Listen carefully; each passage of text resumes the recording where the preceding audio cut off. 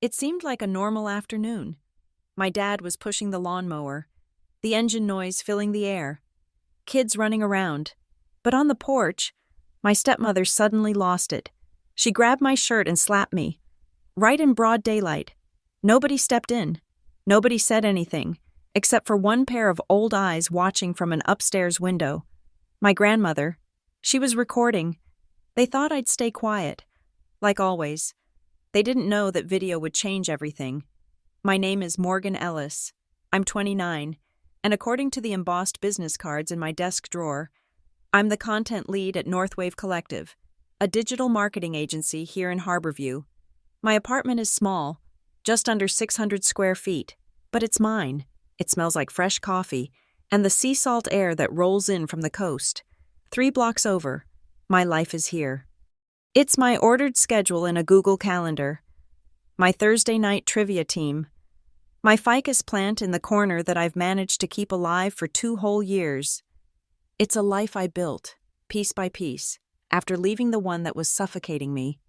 That other life is in Maple Ridge, a quiet suburb about 45 minutes inland, where the houses are just far enough apart that you can't hear your neighbors arguing unless they do it on the lawn. That's where my dad, Rick Ellis, lives, and his wife, Diane, and my grandmother. My mom died when I was 15. It was a long, gray illness that hollowed out our house and took her, slowly, then all at once, for a couple of years. It was just me and Dad, navigating a quiet, awkward grief. Then came Diane. She was in her mid-40s, with a bright, brittle smile and 2 kids of her own who lived conveniently with their father in another state. They were never around, which, at the time, I thought was a blessing. When Dad and Diane got married, my grandmother, Evelyn Hart, my mother's mother, was already living with us. She'd moved in during Mom's final year. After the wedding, it just continued. Grandma Evelyn is frail. Her hands shake when she lifts a teacup, and her steps are measured and slow, but her mind is a steel trap. She sees everything. In the beginning, Diane was all sweetness and light. "Oh, Morgan, you're so wonderful with your grandmother. It's a blessing." "Rick, isn't it wonderful how much Morgan helps out?" Slowly, without me even realizing it, my role in the house shifted. I went from being the daughter of the house to its most reliable asset. I became the built-in babysitter, the on-call maid, the holiday chef. It always started with a call. "Honey, it's Diane. Are you busy this Thanksgiving?" I remember maybe 3 years ago, I was 26. My friends and I had planned a Friendsgiving potluck at my apartment. I'd bought a ridiculously expensive organic, free-range turkey. "I have plans, actually," I'd said, proud of my new, shiny boundary. Diane's voice went syrupy with concern. Oh, of course. It's just, I'm so overwhelmed. Your father's invited his boss, and my back has been killing me. I just don't know how I'll get it all done. I was so counting on you, but you have fun with your friends. We'll manage. I guess I'll just have to tell Grandma you couldn't make it." An hour later, I was in my car, driving to Maple Ridge with my unbrined turkey and a cooler in the back seat, feeling like a fool. I arrived to find Diane and her best friend sipping Chardonnay in the living room, looking at catalogs. "Oh, Morgan, you're a lifesaver," she chirped, not getting up. "The pantry is a disaster, and I haven't even thought about the stuffing." I spent the next 8 hours in the kitchen. I made the turkey, the stuffing, the green bean casserole, the mashed potatoes, and the gravy. I scrubbed the pots, I set the table, I served the plates. Diane rested. My dad, Rick, was in the backyard with his friends, drinking beer and watching football on a portable TV. Every so often, he'd poke his head in and say, "Smells great in here, Morg," as if the food was cooking itself. My grandmother sat at the kitchen nook, quietly peeling apples for a pie I would also end up making. She didn't say much. She rarely did, not since she'd become a guest in her son-in-law's home. She felt the weight of her presence there, the unspoken burden of her keep. She wouldn't dare criticize Diane, the woman who graciously allowed her to stay. But as I leaned over the sink, my back aching and my hands raw from scrubbing, I felt her hand, thin and papery, touch my arm. I looked over. Her eyes, cloudy with age but sharp as glass, were filled with a deep, aching guilt. "You're a good girl, Morgan," she whispered, so low Diane couldn't hear from the living room. "Your mother, she'd be so proud." That's the knife. They don't just ask you to work. They praise you for it. They tie your servitude to your dead mother's love. As I've gotten older, as my career at Northwave has taken off, the requests have become more blatant. I'm not a teenager anymore. I am a 29-year-old woman. I manage a team. I handle budgets worth hundreds of thousands of dollars. I give presentations to VPs of marketing. But in Maple Ridge, I am not Morgan Ellis, content lead. I am Morgan, the daughter who is free. In their minds, my life in Harborview is a hobby. My job is a cute little thing I do between visits home. My apartment is a dorm room I haven't quite grown out of. I am the idle child, the one without a husband or kids of her own. So naturally, my time is less valuable. I am the one who is always available to run errands, to wait for the cable guy, to drive Grandma to her doctor's appointments, or to spend a weekend deep cleaning the house so Diane can relax. I've tried to set boundaries. I really have. A few months ago, Diane called. "Morgan, honey, your father and I are desperate for a weekend away. Just a little wine tasting trip. Could you come stay with Evelyn from Friday to Sunday? Just to make sure she's okay?" "Diane, I have a major project deadline on Monday," I said. "I really can't. I'll be working all weekend." The line was silent for a beat. Then the sweet voice turned to ice, wrapped in velvet. "Morgan, your grandmother is not a burden. She is your family. I'm sure your project can wait. We haven't had a break in months. Your father is working so hard. He needs this. I am busy. You know, I am trying to hold this family together. If you won't come, who will be with her? What if she falls?" The conversation ended with me, as always, caving. "Fine. I'll move my work. I'll come." Then my dad got on the phone. "Hey, Morg. Thanks for helping out. You're a lifesaver." He was, as always, oblivious, just happy that the problem was solved by someone else. The neighbors in Maple Ridge see the perfect picture. They see Rick, the hardworking provider, always out on a Saturday mowing the lawn or trimming the hedges. They see Diane, the gentle, pleasant second wife, always smiling, organizing the neighborhood block party. They see Evelyn, the elderly matriarch, well cared for, sitting on the porch, and they see me, the dutiful daughter, visiting so often, always helping, always smiling. "You're so lucky to have such a good daughter," they say to my dad. They don't see the text messages, the endless group chat notifications from Diane, detailing her exhaustion. They don't see me driving back to Harborview at 10 o'clock on a Sunday night, crying from pure frustration, just to be at my desk by 8 a.m. on Monday. They don't see the resentment building in my chest, a cold, hard stone that gets heavier with every little favor. I tell myself I'm doing it for Grandma Evelyn, but am I? Or am I just enabling Diane's cruelty and my father's cowardice? I sit in my quiet apartment, looking out at the dark Pacific. I'm saving money. That's the mantra. I'm saving money so I can... What? Buy my way out? Offer to pay for a part-time nurse for Evelyn, just to buy my own freedom? It feels transactional and dirty.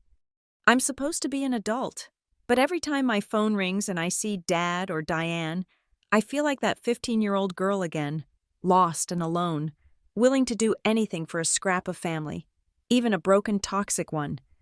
I tell myself I just have to endure it, just for a little while longer. But lately, when I look in the mirror, I don't recognize the person staring back. She looks tired, and she looks angry, very, very angry.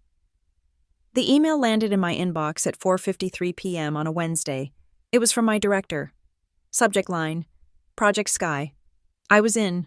I was the lead. This wasn't just any project. This was the new hospitality client, a 6-figure account we'd been chasing for months. This was my promotion materialized. This was the proof that the 12-hour days, the skipped lunches, the absolute dedication to Northwave Collective had been worth it. My pitch presentation was scheduled for the following Monday. This weekend was my time to build the deck, finalize the strategy, and prove I was more than just reliable. I was indispensable. I poured myself a celebratory glass of wine, opened my laptop on the kitchen counter, and felt, for the first time in a long time, genuinely happy. My apartment was quiet. The sun was setting over the Pacific, and my future felt solid. My phone buzzed, vibrating hard against the quartz countertop. I didn't even look at first, assuming it was my friend Riley texting about trivia. When it buzzed a second time, I glanced over. Diane. My stomach didn't just drop. It evaporated. A cold, chemical dread washed through me, erasing the warmth of the wine and the triumph of the email. I stared at the screen, letting it ring. I counted the rings. 1, 2, 3. On the fourth, I muted it. It immediately rang again. She always does that. It's the manufactured urgency, the implication that anything less than an immediate answer is a personal slight. I took a deep breath, clicked accept, and put it on speaker. Morgan, honey, thank God you answered. Her voice was high and tight, pitched to a frequency of immediate panic.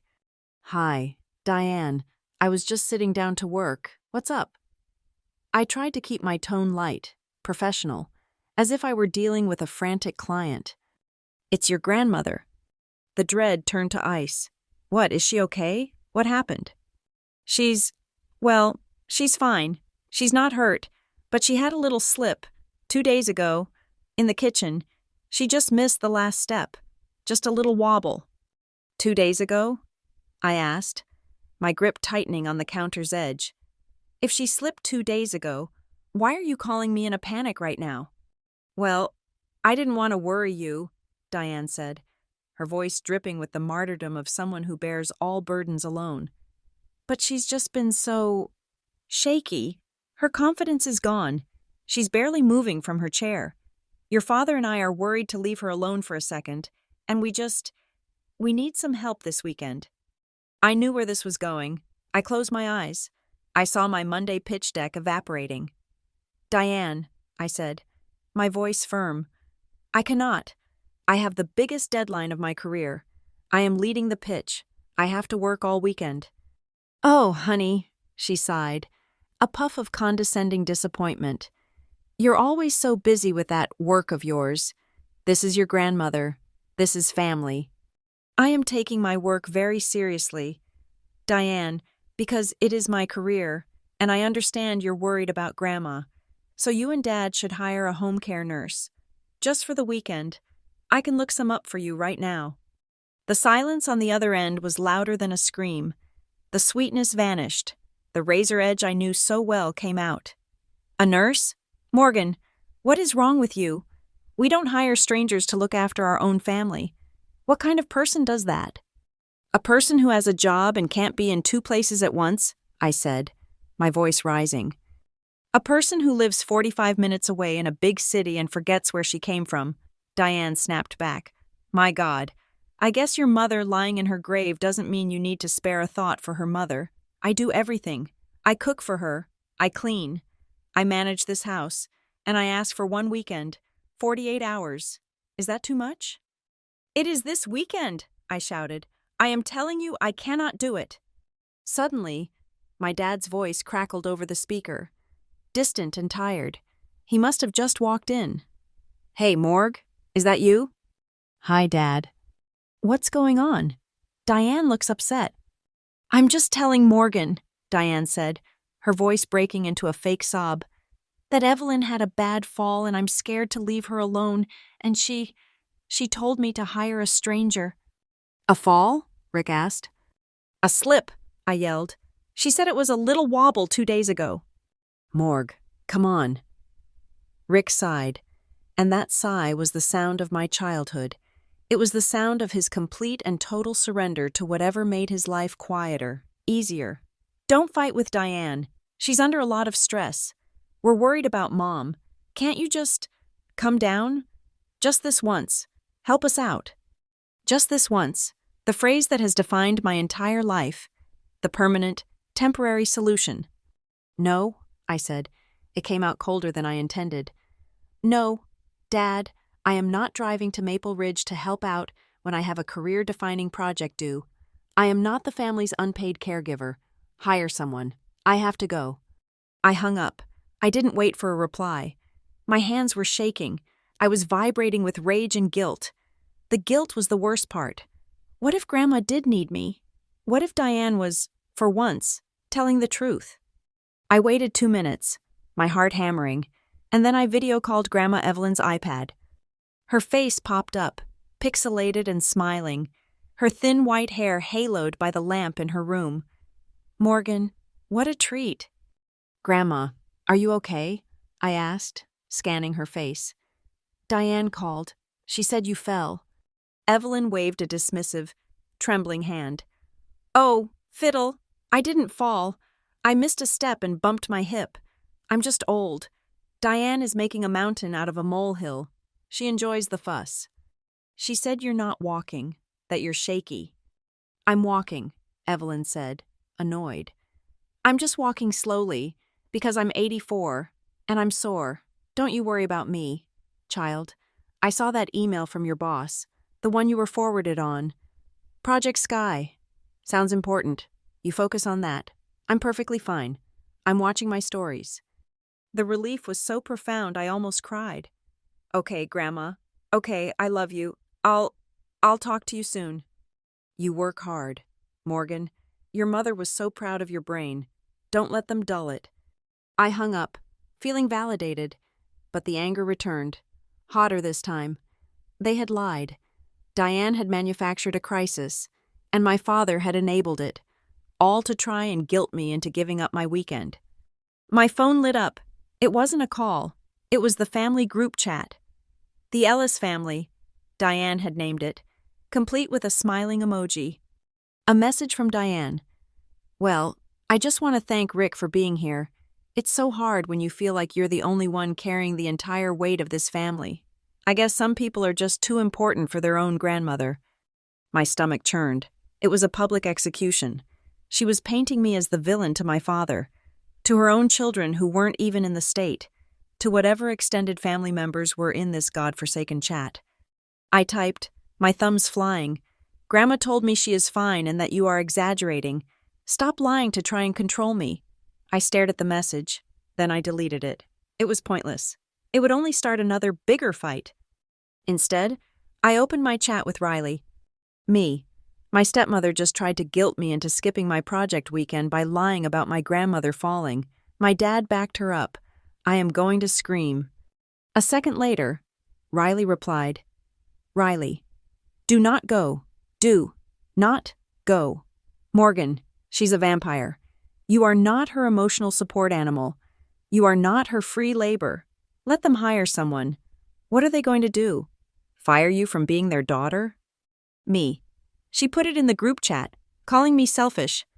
Riley, good. Let them all see what she is. She's showing you who she is. Morgan, believe her. Now, turn off your phone, block the chat, and go build the best damn pitch deck of your life. I typed, thank you, put my phone on silent, and tossed it onto the couch. But I couldn't focus. The anger was too big. It needed a place to go. I grabbed a legal pad and a pen. My hand was still shaking, but I started to write. It wasn't the pitch. It was a list. Things I will no longer do. 1. I will not be the default solution for childcare, elder care, or housekeeping. 2. I will not sacrifice my paid career for their unpaid convenience. 3. I will not answer guilt-tripping phone calls or texts. 4. I will not spend another holiday cooking for people who do not respect me. Thanksgiving is out. Christmas is out. 5. I will not allow my father's passivity to excuse Diane's aggression. I wrote and wrote, filling the page. It felt good. It felt like I was finally, at 29 years old, drawing a line in the sand. This was my new constitution. I worked until 2 a.m. The pitch deck was brilliant. I woke up the next morning to a new text. It was from Diane. The group chat had been silent since her last outburst. This one was just to me. Morgan, honey, I think we got off on the wrong foot yesterday. I was stressed. You were stressed. We both love Evelyn. That's what's important. Why don't you come over next weekend? We'll do that little family barbecue I was planning. No pressure. Just come. Relax. We'll talk it all out. Clear the air. It'll be good for us. Let's get back to being a family. I read the text. Clear the air. Talk it out. Relax. I knew exactly what it was. It wasn't an olive branch. It was a summons. It was a trap. It was a public trial where I would be the only one on the stand, and she would be the judge, jury, and executioner, all while smiling and holding a spatula. I should have said no. I should have deleted the text and blocked her number and taken Riley's advice. But I typed, okay, because I looked at the legal pad still sitting on my counter. 5. I will not allow my father's passivity to excuse Diane's aggression. I wasn't going to clear the air. I wasn't going to make up. I was going to that barbecue, and I was going to sit my father down, away from Diane, and I was going to have the conversation I'd been avoiding for 14 years. I was going to talk to him about boundaries. I was going to talk to him about hiring a nurse. I was going to make him, finally, listen. I was done being the person they vented to, relied on, and erased, all in the same breath. I was going to Maple Ridge. But this time, I was going as Morgan Ellis, content lead, not just Morg the lifesaver. I drove into Maple Ridge just after 1 in the afternoon. The sun was high and oppressive, baking the identical beige houses and the perfectly manicured lawns. The air was thick with the smell of the suburbs, hot asphalt, chlorine from a neighboring pool, and the sharp, green, allergenic scent of freshly cut grass. Of course, the grass. There, on the front lawn, was my father, Rick. He was in his sacred Saturday uniform, old cargo shorts, stained New Balance sneakers, and a floppy hat. I'm pretty sure my mother bought him back in 1998. He was pushing the lawnmower, a big, roaring, red machine, his head encased in a pair of industrial-strength, sound-canceling headphones. He was in his zone. He looked peaceful, a perfect, oblivious advertisement for fertilizer. On the porch, Diane had set the stage for her performance. A red-checkered tablecloth was neatly spread on the patio table. A huge, sweating bowl of potato salad sat next to a platter of burgers, sizzling on the grill nearby. She was laughing, holding a red plastic cup of iced tea, chatting with Mrs. Henderson from 2 doors down. "Oh, Morgan, honey, you made it," she called out, her voice bright and welcoming, a beacon of suburban warmth. The performance had begun. "Mrs. Henderson waved. I waved back, forcing a smile onto my face that felt like cracking plaster.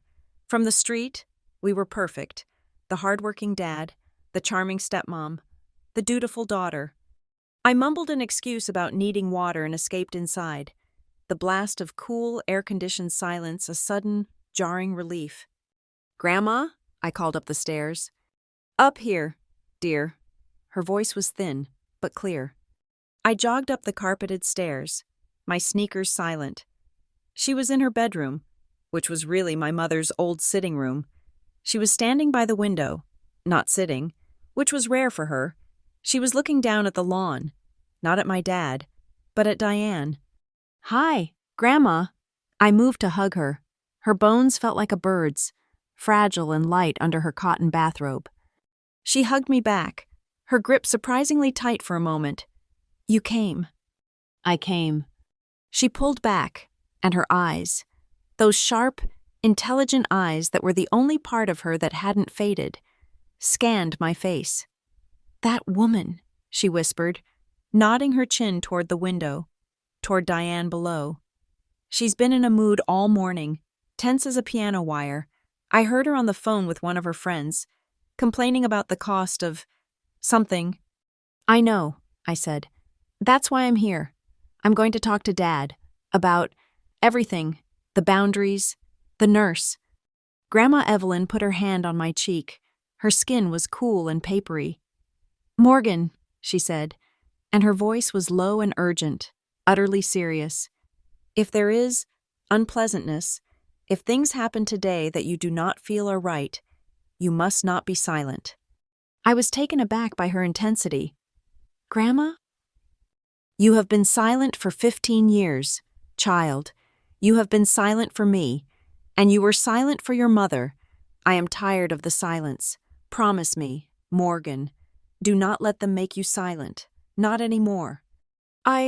Okay, I said, my throat suddenly tight. I promise. She nodded, a single, sharp dip of her chin, as if satisfied. She looked back out the window, down at the scene. Good. Now, go back down. She'll think we're plotting if you stay up here too long. We were, of course, but I didn't say that. I went back down into the heat and the noise. Mrs. Henderson was still there, now joined by another neighbor, Mr. Patel. We were performing the barbecue. We smiled. We talked about the weather. We talked about the Homeowners Association's new rules on paint colors. My dad, oblivious, continued his perfect parallel lines across the yard, a man trapped in his own noisy, focused bubble. After about 45 minutes, the neighbors, full of burgers and potato salad, finally drifted away. Mrs. Henderson gave Diane a hug. You have such a wonderful family, Diane. Oh, I'm just so blessed, Diane said, beaming. As soon as their gates clicked shut, the temperature on the porch dropped 20 degrees. The smile on Diane's face didn't fade. It curdled. Well, she said, starting to stack plastic plates with unnecessary force. That was a nice little visit. My dad was on the far side of the lawn now, by the hydrangeas. The roar of the mower a constant, droning soundtrack. He was in his own world. This was it. Diane, I started, trying to keep my voice as calm and neutral as I had practiced in the car. I'm glad you invited me. I wanted to talk about last week. She stopped stacking. Oh, you wanted to talk? I am not being selfish, I said, preempting her. I am being realistic. I cannot be the full-time, on-call caregiver. My job is demanding, and Grandma needs consistent, reliable help that I can't always provide. We need to hire a professional home health aide, even just part-time. There, it was out, the reasonable, adult, logical solution. Diane turned around slowly. Her face was a mask of polite confusion. A professional? What are you talking about? A nurse, Diane, a caregiver, someone who is paid to be here, so you and Dad aren't stressed, and I'm not pulled from my life. Her laugh was sharp and high, like breaking glass. A stranger? You want to bring a stranger into this house? It's not a stranger. It's a professional, I stammered. Oh, I see, she sneered, her voice dropping, low and venomous so the sound wouldn't carry. You want to replace me? Is that it? Or just replace you? You want to pay someone to do the job you're too lazy and too selfish to do yourself? It's not about being lazy, I said, my voice rising, instinctively trying to match the roar of the mower. It's about having a life. I am 29 years old, and I am done being the default. My dad was pushing the mower back toward us, on the strip of grass right beside the porch. He was 10 feet away, separated by a wall of noise, his back to us. He couldn't hear a word. You've been unstable ever since your mother died, Diane whispered, the words so sharp, so precise, they cut right through the engine noise. My blood went cold. Don't, I said. Don't you dare. It's true, she hissed. Depressed, moody. You think I don't remember? You think I don't know you're not stable? You're not stable enough to make these decisions. You're just a broken, selfish girl, pretending to be an adult in the big city? No, I said, and the word was loud. I'm not. I'm just the only one here who isn't lying. I've been the maid ever since Mom died. I'm just the help. I said it too loud. I hadn't realized I was shouting. Diane's face went white. She looked past me, at the gate. Mrs. Henderson had forgotten her sunglasses and was walking back up the path. Diane saw her perfect afternoon, her perfect reputation, shattering, and she snapped. You ungrateful, she hissed. She moved fast, closing the distance between us. She grabbed my wrist, her nails digging into my skin. "You will not," she seethed, her face inches from mine. "Ruin this. For me." And she slapped me. It was not a movie slap. It was a hard, sharp, violent crack of palm against skin. My head snapped to the side. My sunglasses flew off my face and skittered across the wooden planks of the porch. The world stopped. The ringing in my ears was louder than the lawnmower. Mrs. Henderson froze on the sidewalk, her hand half raised. And my dad kept mowing. He reached the end of the porch, turned the mower around, and started walking back, still in his own world, still oblivious, still useless. He hadn't seen. He hadn't heard. I stood there, my hand flying to my cheek, the skin already hot and stinging. I tasted copper in my mouth. I was stunned, breathless, humiliated. Diane, realizing Mrs. Henderson was watching, did the only thing she knew how to do.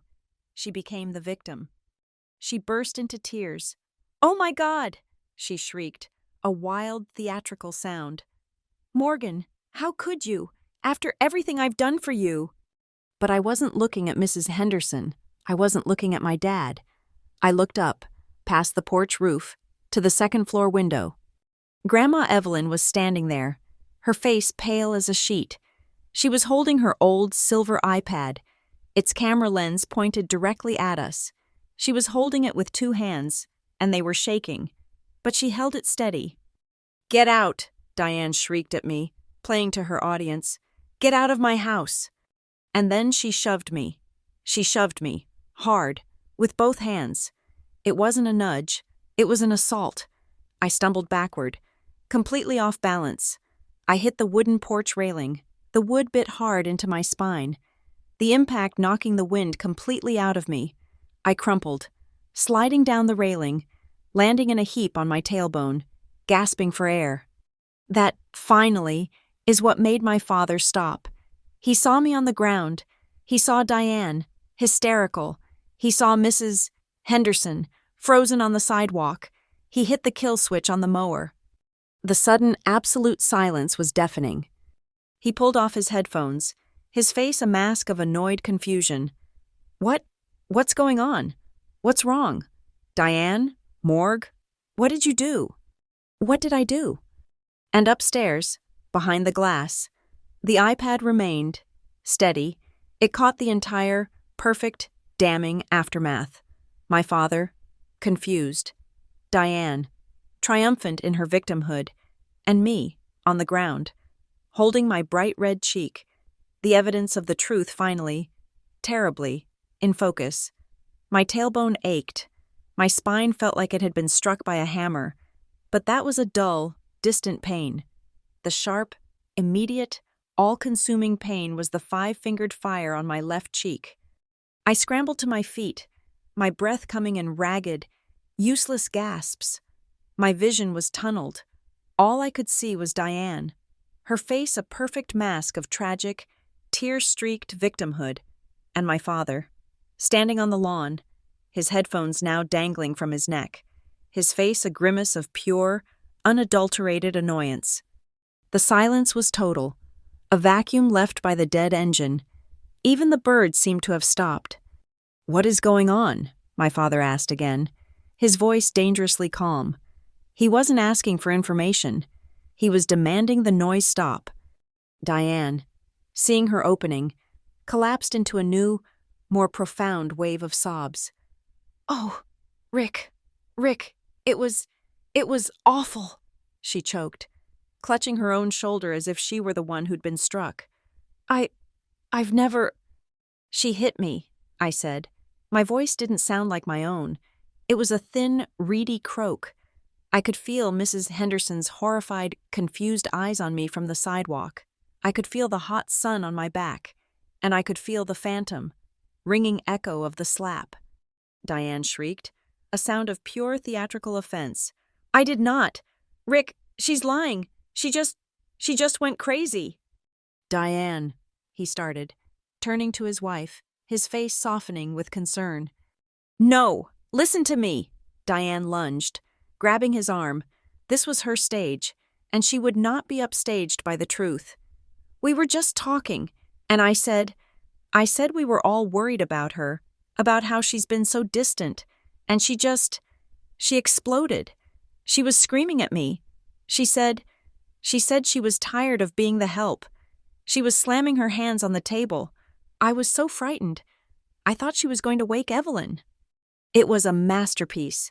In 10 seconds, she had rewritten the entire scene, painting me as a lunatic, a violent, unstable ingrate, and herself as the terrified peacekeeper.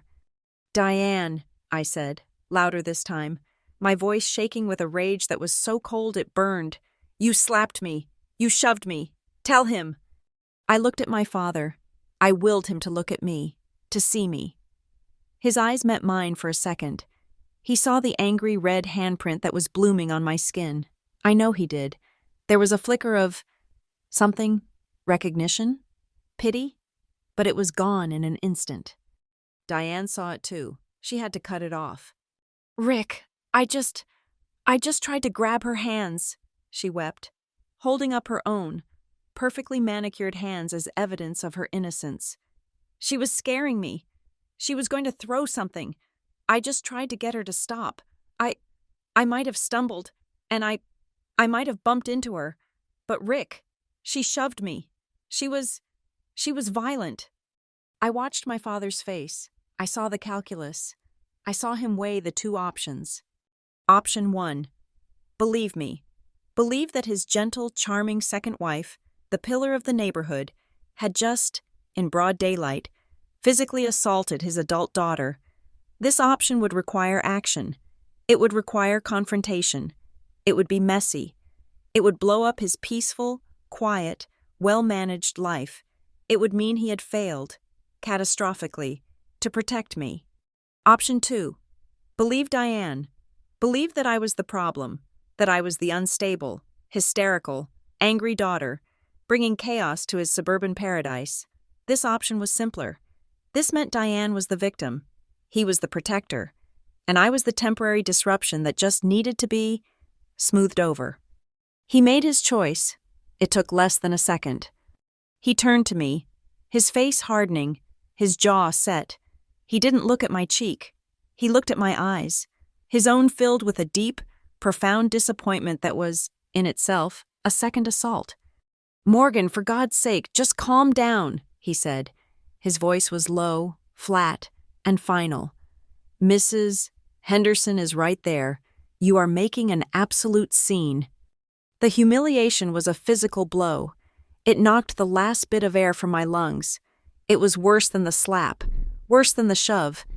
He was in front of our neighbor, in front of my assailant, invalidating me. He was telling me that the appearance of peace was more important than the fact of my assault. "But, Dad," I whispered, the fight draining out of me, replaced by a cold, gray fog. "No," he said, holding up a hand. "I don't want to hear it. Not now. Not when you're like this. When I'm like this, unstable, hysterical, crazy." Diane's words, now coming from his mouth. "Go," he said. He didn't shout it. He said it with a tired sigh, as if I were a misbehaving toddler who had just thrown a tantrum in a grocery store. "Go home. Go back to Harborview. We will talk about this later, when you've cooled off." I looked from his closed-off face to Diane's, who was now discreetly wiping away her crocodile tears, her expression one of pure, saintly sorrow. She had won. She had won so completely, so devastatingly, that I was left with nothing. I didn't speak. I couldn't. I was a 29-year-old woman, a team lead, an adult who paid her own bills, and I had just been dismissed from my father's lawn like a child. My hands were shaking, a fine, high-frequency tremor. I bent down, my aching back protesting, and retrieved my sunglasses from where they had landed near the grill. One lens was cracked. I picked up my purse from the patio chair. I slung it over my shoulder. I looked at Mrs. Henderson. She was still on the sidewalk, frozen, looking utterly bewildered. She was now a witness, not to an assault, but to Morgan's episode. I walked past my father, off the porch, and onto the grass. I walked straight past him, my head high, my cheek burning. I did not run. I did not cry. I walked, step by deliberate step, down the driveway, to my car. I got in. I started the engine. I backed out of the driveway, and as I pulled away, I saw them in the rearview mirror. My father had his arm around Diane, pulling her into a comforting hug as she rested her head on his shoulder. He hadn't even waited for me to turn the corner. The tremors started in my hands and spread to my arms, my knees. By the time I hit the on-ramp for the freeway, I was shaking so violently I had to grip the steering wheel with both hands to keep it steady. And then, the tears came. They weren't quiet, dignified tears. They were ugly, guttural sobs, ripped from my diaphragm, a sound of such profound animal pain that it scared me. I cried for my mother. I cried for the 15-year-old girl who had lost her, and I cried for the 29-year-old woman who had just lost her father. He had chosen, he had seen the evidence, clear as day on my face, and he had chosen the lie. Because the lie was easier. The lie didn't require him to be a husband or a father. It just required him to be quiet. My God, I had forgotten. In the shock, in the blur of the confrontation, I had forgotten to say goodbye to my grandmother. My first instinct was to turn the car around, but I couldn't. I couldn't go back there. I couldn't face them again. A new wave of guilt washed over me. I'd left her. I'd broken my promise. I had been silenced. But as I merged into traffic, a different memory surfaced, clear and sharp through the fog of my despair. After my father's dismissal, after I'd gathered my things, I had gone back inside. I'd done it on pure autopilot, my feet carrying me up the carpeted stairs. I had to say goodbye. I had to see her. I'd pushed open her bedroom door. The room was quiet, the curtains drawn against the afternoon sun. Grandma Evelyn was in her bed, the covers pulled up to her chest, her eyes closed. She looked like she was asleep. I'd stood in the doorway for a second, my heart sinking. She hadn't seen. She didn't know. I was truly, completely alone in this. I'd turned to go, but her voice, thin and dry, stopped me. Morgan? I turned back. Her eyes were open, staring at the ceiling. She didn't look at me. I'm going, Grandma, I'd whispered, my voice thick. I'm going home. She'd just nodded. Once. Yes, you go on. Her detachment felt like a final abandonment. I'd walked to the bedside, tears blurring my vision, and leaned down to kiss her paper-thin cheek. And as my face got close to hers, her hand, impossibly fast, shot out from under the covers and grabbed my wrist. Her grip was iron. I'd frozen. She'd turned her head then, her eyes locking onto mine, and they were not sleepy. They were bright and cold and furious. She'd pulled my arm, hard, bringing my ear down to her mouth. And she'd whispered, her voice a low, urgent hiss. Don't you let them make you silent. You hear me, child? Not this time. Then she'd let go. By the time I stood up, her eyes were closed again, her breathing even, as if the entire exchange had been a figment of my imagination. The memory, hitting me now on the freeway, was a lifeline. I wasn't crazy. I hadn't imagined her rage. I hadn't imagined the slap. My grandmother, my frail, silent grandmother, had seen it, and she was on my side. I drove the rest of the way back to Harborview in a daze, the tears drying on my hot cheeks. When I got to my apartment, the quiet, safe space I had built for myself felt alien. I walked into my bathroom and turned on the bright vanity lights. It was worse than I thought. The red handprint had faded, but in its place, a faint, angry-looking cluster of subcutaneous bruises was forming, where the rings on Diane's hand had connected. My wrist, where she had first grabbed me, was already a mottled purple and yellow. I looked like a victim. I felt like a fool. My instinct was to shower, to put on pajamas, to crawl into bed and pretend this day had never happened. But Riley's voice was in my head. She's a vampire. Morgan, don't let her. I picked up my phone. My hands were steady now. I opened the camera. I took a picture of my face, the light bright, the marks undeniable. I took a picture of my wrist, turning it to catch the light on the blooming bruise. I opened my text thread with Riley. Me. You're not going to believe what happened. Image file 1.jpg. Me. Image file 2.jpg. Then, my fingers, moving of their own accord, typed out the entire story, the barbecue, the setup, the lawnmower, the lie about Evelyn, the confrontation, the slap, the shove, and worst of all, my father's words, "You are making a scene, go home." I hit send before I could stop myself. My phone was silent for maybe 3 seconds. Then it started ringing. The caller ID flashing Riley. I answered, "Hey." "I am coming over," was the first thing she said. No hello. "I am coming over, and then you are calling the police." Riley, no. "Don't you, Riley, know me? Morgan Ellis. She assaulted you. You have photographic proof. Your father is an accomplice. We are going to burn them to the ground." It's not that simple," I whispered, sinking onto my bath mat, the fight or flight energy of the day finally crashing, leaving me empty. "He's my dad. It's family." "Family doesn't do that. Morgan," she yelled. "That is not family. That is a cult with a lawnmower. You have to report this." "And say what?" I cried, the tears starting again, hot and heavy. "Say my stepmom hit me? They'll laugh. They'll say it's a family dispute. They'll say I'm unstable. That's what she said. That's what my dad thinks. What if I am?" "You are not," Riley said, her voice suddenly, dangerously calm.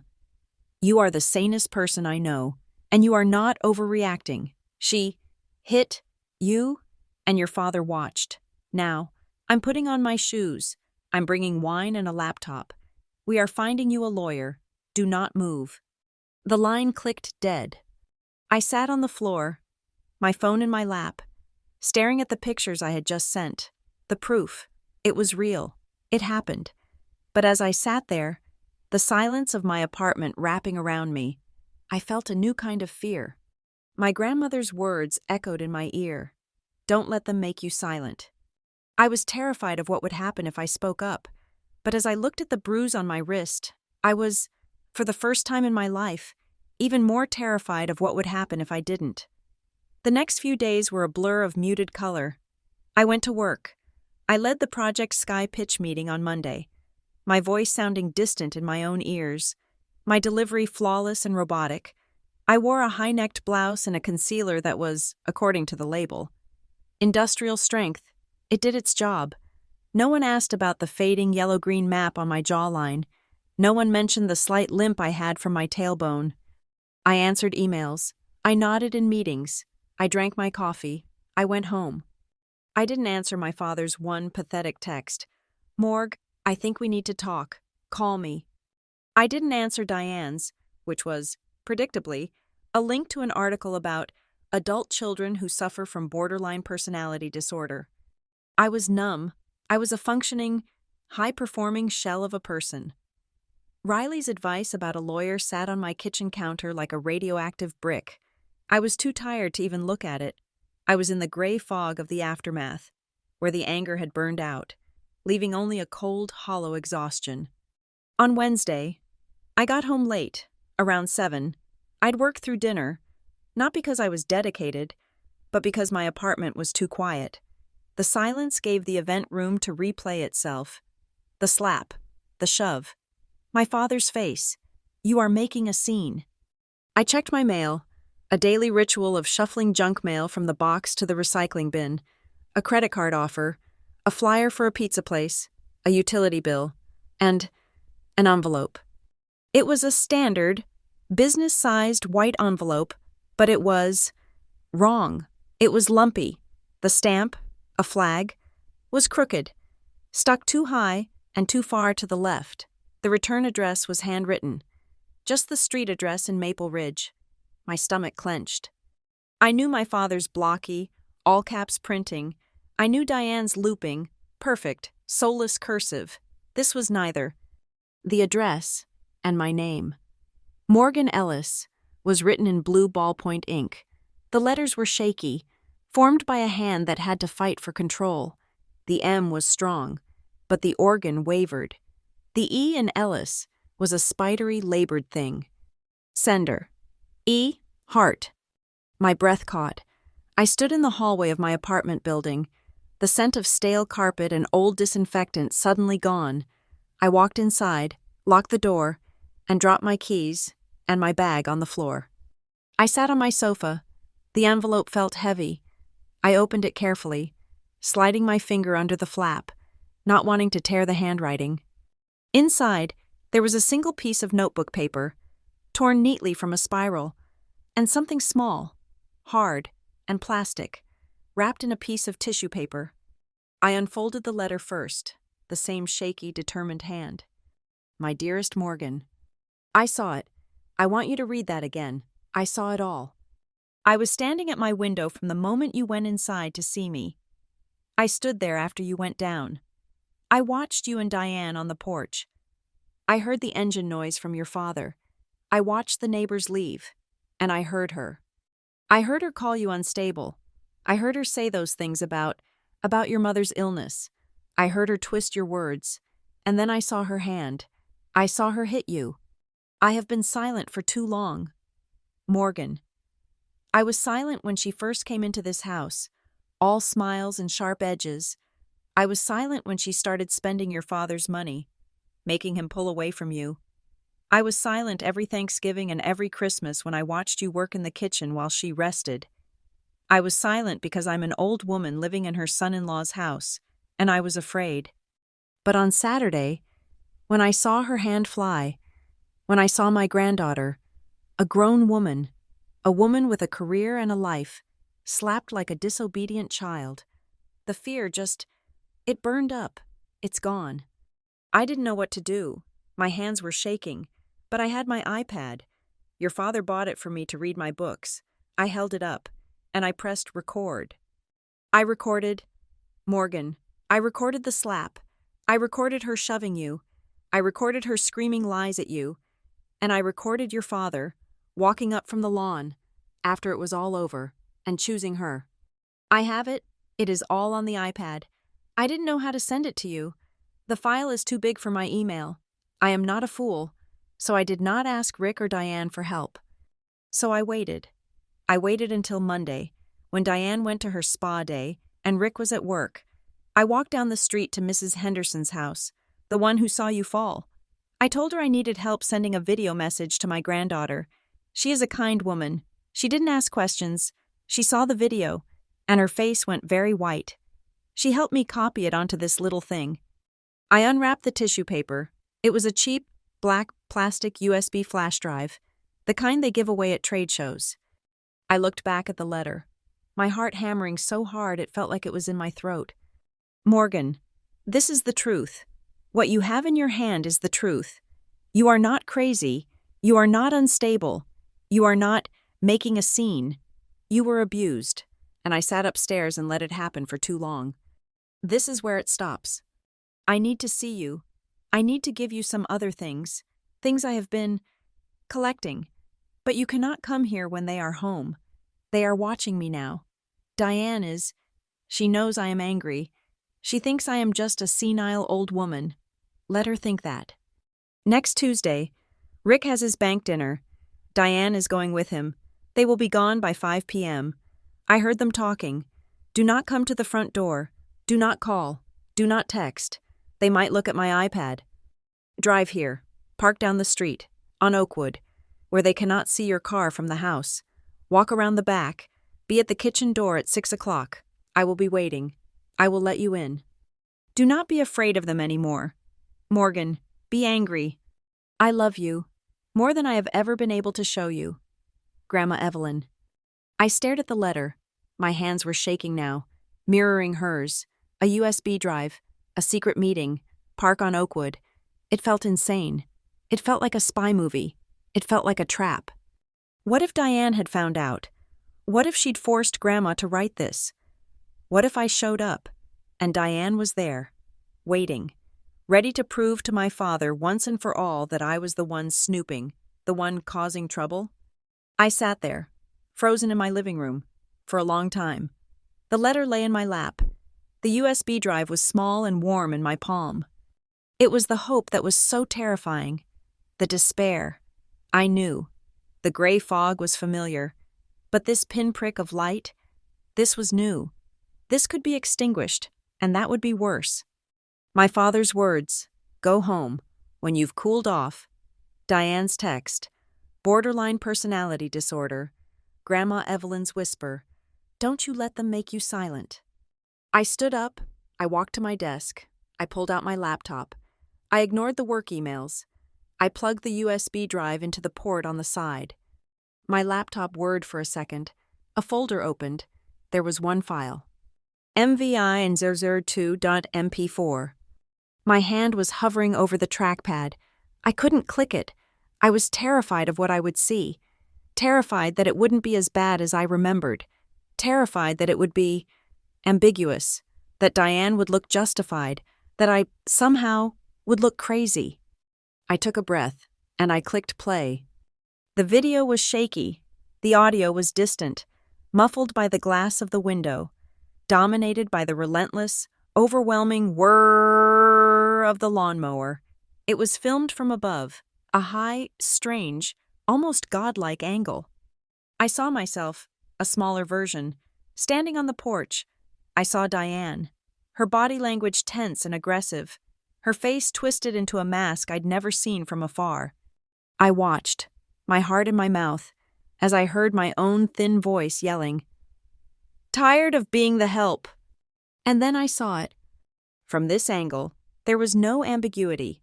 There was no, "maybe she bumped into me." I saw Diane's face go blank with rage. I saw her step forward. I saw her hand, palm open, draw back. I saw it connect with the side of my video self's face, my head, on the screen, snap back with a violence that made me gasp. Even now, I saw my sunglasses fly. I saw her, without pausing, place both hands on my chest and shove. I saw myself fly backward, hitting the railing, crumpling. The camera didn't waver. It stayed on the scene. It recorded the engine cutting out, the silence. It recorded my father, Rick, pulling off his headphones. It recorded him, clear as day, looking from Diane to me, and then at me. It recorded his face hardening. It recorded him saying, "Morgan, for God's sake, just calm down. You are making an absolute scene." The camera zoomed in then, a clumsy digital zoom, filling the frame with my father's face as he dismissed me. Then it panned, shaky and slow, to Diane, who was already composing her face into its mask of victimhood. And then the video ended. I sat there, staring at the black screen, my own reflection staring back at me. And for the second time in a week, I cried. But these were not the hot, jagged tears of rage and humiliation. These were cold, validating, terrible tears. It was real. It had happened. I was not crazy, and my grandmother had given me the truth. The next 5 days were the longest of my life. I went to work, I smiled, I made coffee, I said good morning to my colleagues, and all the while, the video file sat on my laptop's desktop, a tiny digital bomb. Tuesday finally came. I left work at 4:30, telling my team I had a dentist appointment. The drive to Maple Ridge felt different. I wasn't driving into a den of guilt. I was driving into a rendezvous. My heart was a drum against my ribs. I followed Evelyn's instructions to the letter. I drove past the house. Rick's car was gone.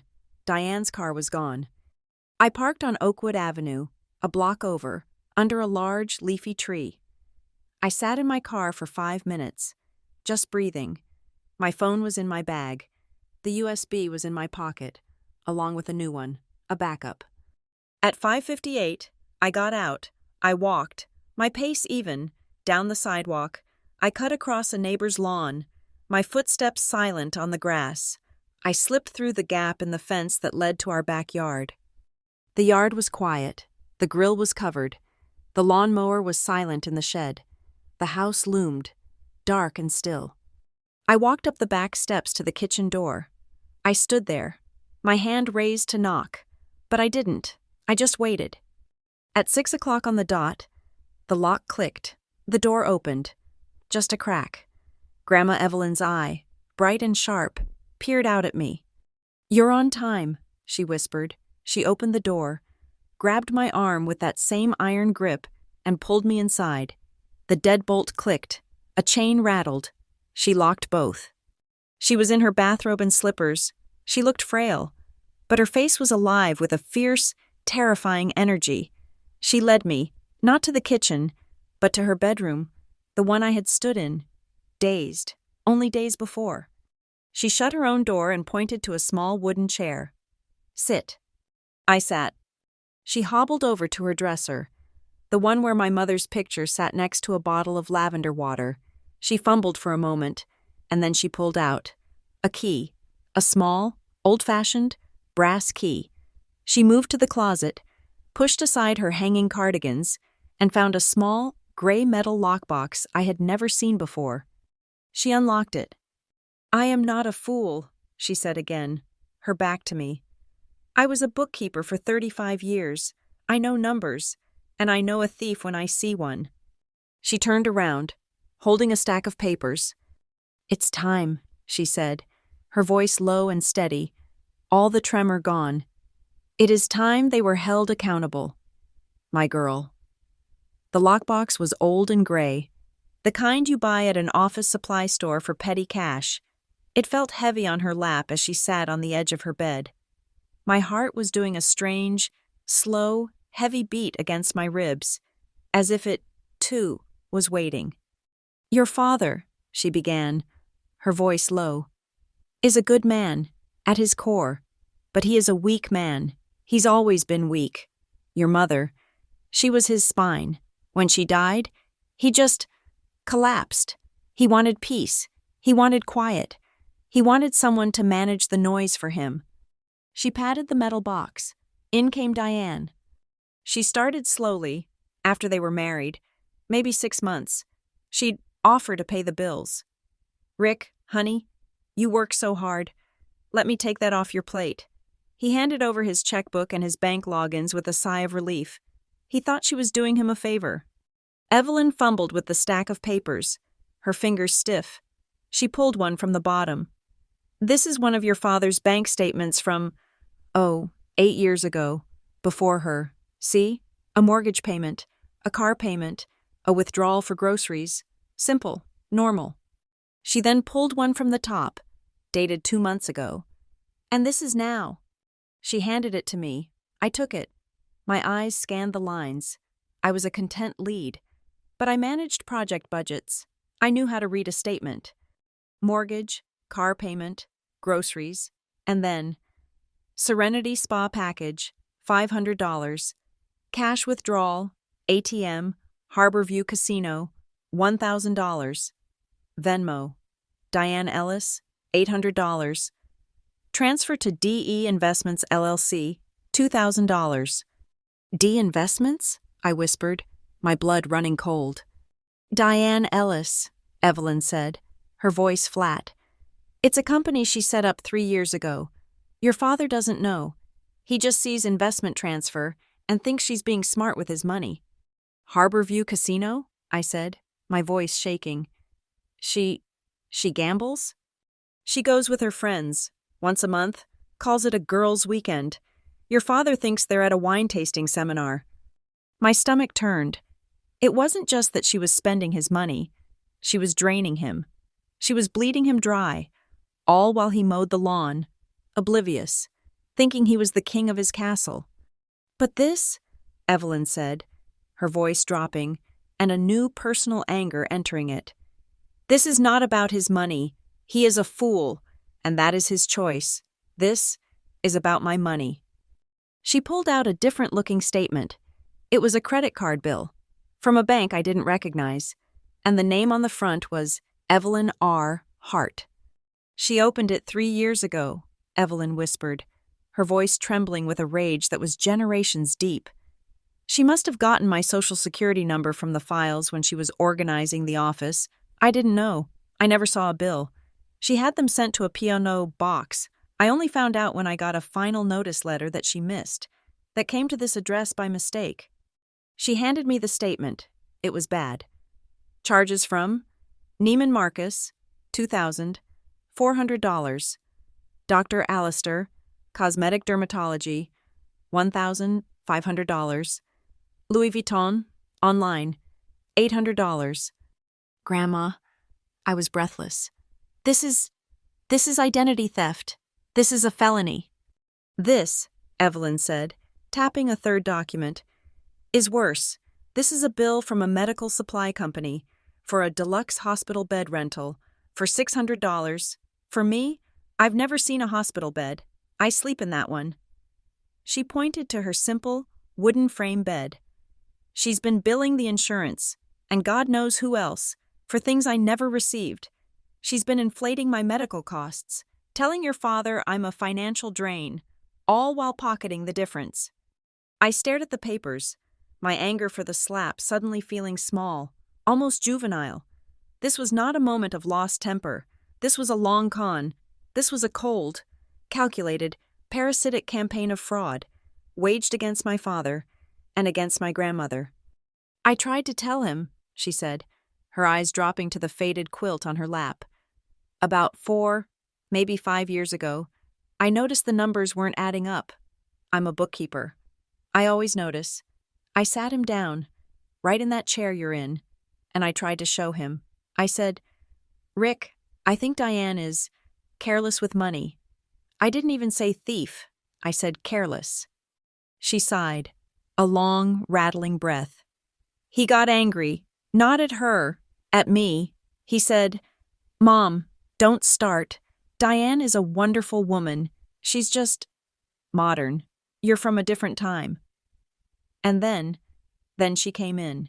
She'd been listening at the door. She came in, crying, asking how I could accuse her, how I was probably just confused, how I was getting old." Evelyn looked up at me, her eyes bright with the sting of that old, deep humiliation. "He believed her. He told me to apologize, and I did, because where else was I going to go? I was an old woman in my son-in-law's house. I was ashamed, so I shut my mouth. I went back to my room, and I started collecting. I started going to the trash at night. After they were asleep, I pulled out the shredder bag. I've been taping pieces together for years." My God, my grandmother, a secret agent in her own home, fueled by pure, patient spite. I thought I was just collecting it for my own sanity," she said. "To prove to myself I wasn't the crazy one. But then Saturday happened." She met my eyes. "I watched her call you unstable, the same word she used on me. And then I saw her hit you, and I saw your father. I saw him mow that lawn, and I knew if I didn't do something, she was going to crush you too. She was going to make you silent, just like she made me. I will not," she said, her voice a low growl, "let her do that to my daughter's child." The anger that had been a cold stone in my gut was now a furnace. It wasn't just about me anymore. It was for the 15-year-old girl who had to watch her father replace her mother. It was for the woman who died too young. And it was for this old, brave, terrified woman in front of me, who had been taping together shredded documents in the dark, waiting for a day she never thought would come. "What do you want me to do, Grandma?" I asked, my voice as steady as hers. "I want you to use that video," she said, her voice sharp. "You take these papers, you take that video, you go to the police, you go to a lawyer, you post it on that Facebook thing all her friends are on, I don't care. You burn her to the ground. And when they ask, when they put me in that little chair and make me swear on a Bible, I will be your witness. I will tell them every last word." I sat there, the weight of the lockbox's contents in my hands. The police, a lawsuit, Posting it online. The options spun in my head. The police felt big, impersonal. They might file a report, but would they arrest Diane over a family dispute? Would they have the patience to untangle this web of financial fraud? Posting it online. That was Diane's weapon. That was a war of public opinion, one she was already good at. A lawyer, I said, thinking of Riley's advice. We start with a lawyer. But as I said it, a different thought occurred to me, a more immediate, more satisfying, and perhaps more final solution. My father. He had chosen the lie. He had chosen it in the face of my humiliation, with a neighbor watching. But he hadn't seen the video. He hadn't seen the cold, objective, undeniable proof. He hadn't seen the documents in this box.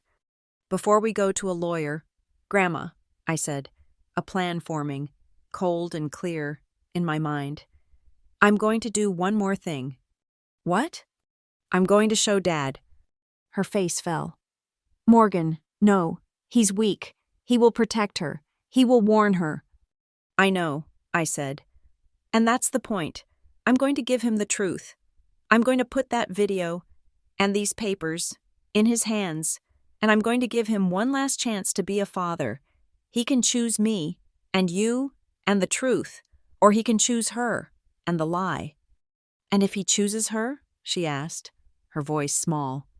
Then we know, I said, the coldness in my own voice surprising me. Then we're not just fighting Diane, we're fighting him, and we'll know we have to use everything, the police, the lawyer, the Facebook post, everything. If he chooses her, I'm not just clearing the air. Grandma, I'm taking the whole house down. I pulled out my phone, I opened the camera, and then a secure scanning app I used for work. We need to copy these, now, before she gets home. For the next 45 minutes, we worked. It was the strangest, most intimate moment I'd ever shared with my grandmother. I, with my 21st century tech, flat scanning each fraudulent bill, each taped-together statement, each damning credit card charge, and she, the bookkeeper from another era, narrating each one. That one.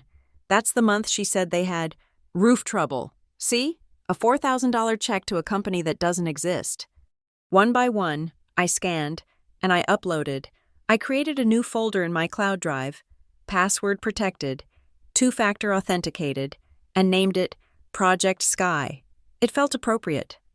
When I was done, every last scrap of paper was back in the lockbox. The box was back in the closet. The cardigans were back in place. It was almost 7 o'clock. They would be home soon. I stood up, my phone heavy in my pocket with its new, terrible cargo. I had the original USB, and I had a digital vault full of ammunition. I hugged my grandmother. She felt strong. I'll call you, I whispered.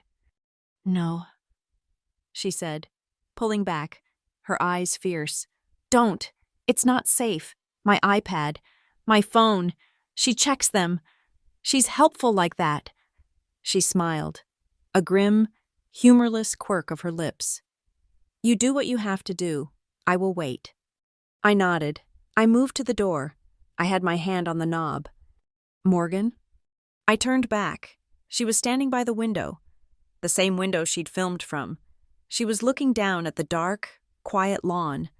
This time, she said, her voice quiet, but carrying across the room, if you decide to blow up this anthill, I will stand on the second floor, look down, and I will tell the truth, not like last time. I didn't say anything. I just nodded. I slipped out of her room, down the stairs, and unlocked the kitchen door. The chain rattled, too loud in the silent house. I slipped out into the cool night air, locking the door behind me. I walked, not ran, back to my car on Oakwood. My footsteps echoes of my grandmother's patience. I was a bookkeeper's granddaughter, and I was coming to collect. I chose a neutral site for the execution, a small, independent coffee shop in Harborview called The Daily Grind, halfway between my apartment and my office. It smelled like burnt beans and sawdust. I got there 15 minutes early, claimed a small two-top in the back corner, and bought 2 black coffees. I didn't want to owe him anything. He walked in at 10 a.m. sharp on Thursday, looking flustered. He was wearing his work khakis and a button-down, a man trying to look like a father making peace on his coffee break. He thought this was a reconciliation. He thought I'd cooled off. "Morgue," he said, sitting, his voice low and tentative. "Thanks for meeting me." "Hi, Dad?" I didn't smile. I pushed one of the coffees toward him. He looked at it, surprised, but took it. "Look," he started, launching into his pre-rehearsed, Diane-approved speech. Saturday was a mess. Things got out of hand. Diane feels terrible. She's so stressed with your grandmother and everything. She didn't mean what happened." "What did she not mean, Dad?" I asked, my voice flat. "The part where she called me unstable, or the part where she slapped me?" He flinched. "Morgan, she was pushed. You were yelling. You were making a scene." "I'm glad you're here," I said, cutting him off. I unzipped my laptop bag and pulled out my work computer. It was fast, powerful, and professional. I placed it on the small table, opened the lid, and turned it to face him. Because I have a presentation. "A what? Morgan, this isn't work. This is family." "You're right," I said. "This isn't work. This is an intervention." I opened the file, MVI002 MP4. I didn't say a word. I just pressed the spacebar. The video, shaky and filmed from above, filled the screen. The sound of the lawnmower, tinny and distant through the iPad's microphone, filled the quiet coffee shop. I watched him. I didn't watch the video. I've seen it. I watched his face, the one I had loved, the one I had trusted.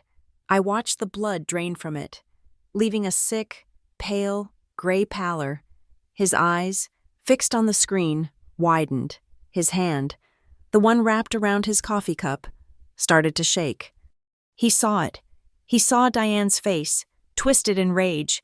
He heard my yell. He saw her hand, palm open, crack across my face. He saw me fly backward. And then, he saw himself. He saw himself, in his stupid hat, pushing the mower, oblivious, useless. He saw himself kill the engine. He saw himself, clear as day, walk over, and he heard his own voice, amplified by the iPad's microphone, cutting through the silence. "Morgan, for God's sake, just calm down. You are making an absolute scene." His head snapped up from the screen. He looked at me, his eyes wide with a new, horrified shame. The video played on, showing him comforting Diane, but he wasn't watching anymore. He was staring at me. He stammered. I didn't know it. It looked like that." "What did you think it looked like?" I asked. I closed the laptop. The sudden silence was heavy. The sound. "It wasn't clear," he whispered. A pathetic, reflexive defense. She was so upset. I thought you'd said something awful." I told her I was tired of being the help. He had no answer for that. He just stared into his coffee. "She called me unstable," I continued, my voice cold, precise. "She brought up Mom's death. She's been doing it for years. Dad, and you've been letting her." "Morgan, I didn't know." "You didn't want to know," I snapped. "And the slap. Dad, that's not even the worst part. That's just what she's willing to do in broad daylight." I opened my laptop again. I didn't open the video. I opened a folder, the one I'd named Project Sky. "This is the worst part," I said. I turned the laptop back to him. On the screen was a neat, orderly, damning collection of files, scanned, labeled, Evelyn Hart credit card May, PDF Evelyn Hart credit card June, PDF Rick Ellis Bank statement July, PDF DE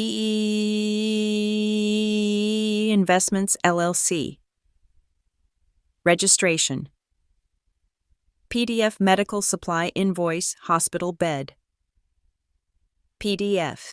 His face went from shame to confusion. What is this? Did you Did you steal my mail? Grandma has been collecting this for 5 years, I said. She's been taping together shredded documents.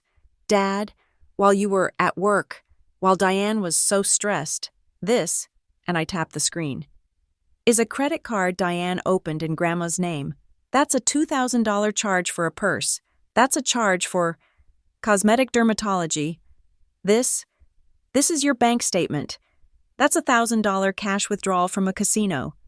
And this is DE Investments, an LLC she registered, that you've been investing $2,000 a month into. Did you know you were funding that? He was shaking his head, his breathing shallow. No. This is a mistake. Morgan, you don't understand. She handles the finances. She's smart about this stuff. She's a thief, I said, the words sharp and clean. She is a con artist who has been committing felony identity theft and elder financial abuse against her own mother-in-law, and she has been draining you dry for almost a decade. And while you've been out mowing the lawn, she's been inside, bleeding your entire family.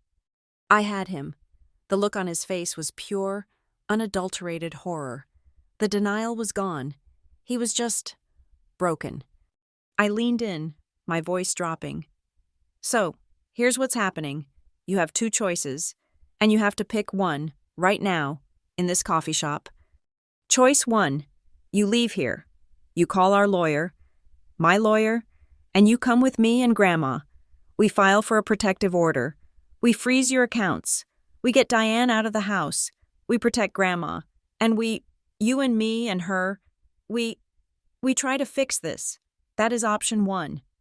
Option 2, I continued, as he sat there, paralyzed. You walk out of this coffee shop, and you go home to Diane. You keep pretending, and you accept the consequences, because I am not going to be silent. I am walking out of here, and I am going to the police with this, and I am going to a civil attorney, and I am going to the media, and I am going to your bank. Dad, I wonder how the board of directors at a community bank feels about their senior vice president, who is, and I quote, at the heart of our community, knowingly harboring a con artist who financially abuses the elderly. You will lose your job, you will lose your house, you will lose your pension, and you will lose me. I leaned back. So, what's it going to be? He sat there. He looked old. He looked like the man he was, weak, terrified, and cornered. He opened his mouth. He closed it. He ran a hand over his face. Morgan, my God, this is, he couldn't even say it. Just let me, he finally whispered, his eyes pleading, not with strength, but with weakness. Let me talk to her first. I have to hear her side. I'm sure there's an explanation. For some of it, a misunderstanding. There it was. The final, pathetic abdication. Even with the video, even with the bank statements, he was still, somehow, hoping it was all a misunderstanding he wouldn't have to deal with. I didn't say another word. I just closed my laptop. The click was the sound of a door shutting for the last time. You already made your choice, Dad, I said. I stood up, leaving my half-full coffee on the table. You made it on the porch. You just made it again. I walked out. He didn't follow. That night, my apartment was quiet. I was sitting on my sofa, the Project Sky folder open, trying to find the name of a lawyer Riley had sent me. At 9:04 p.m., my phone rang. Not a text.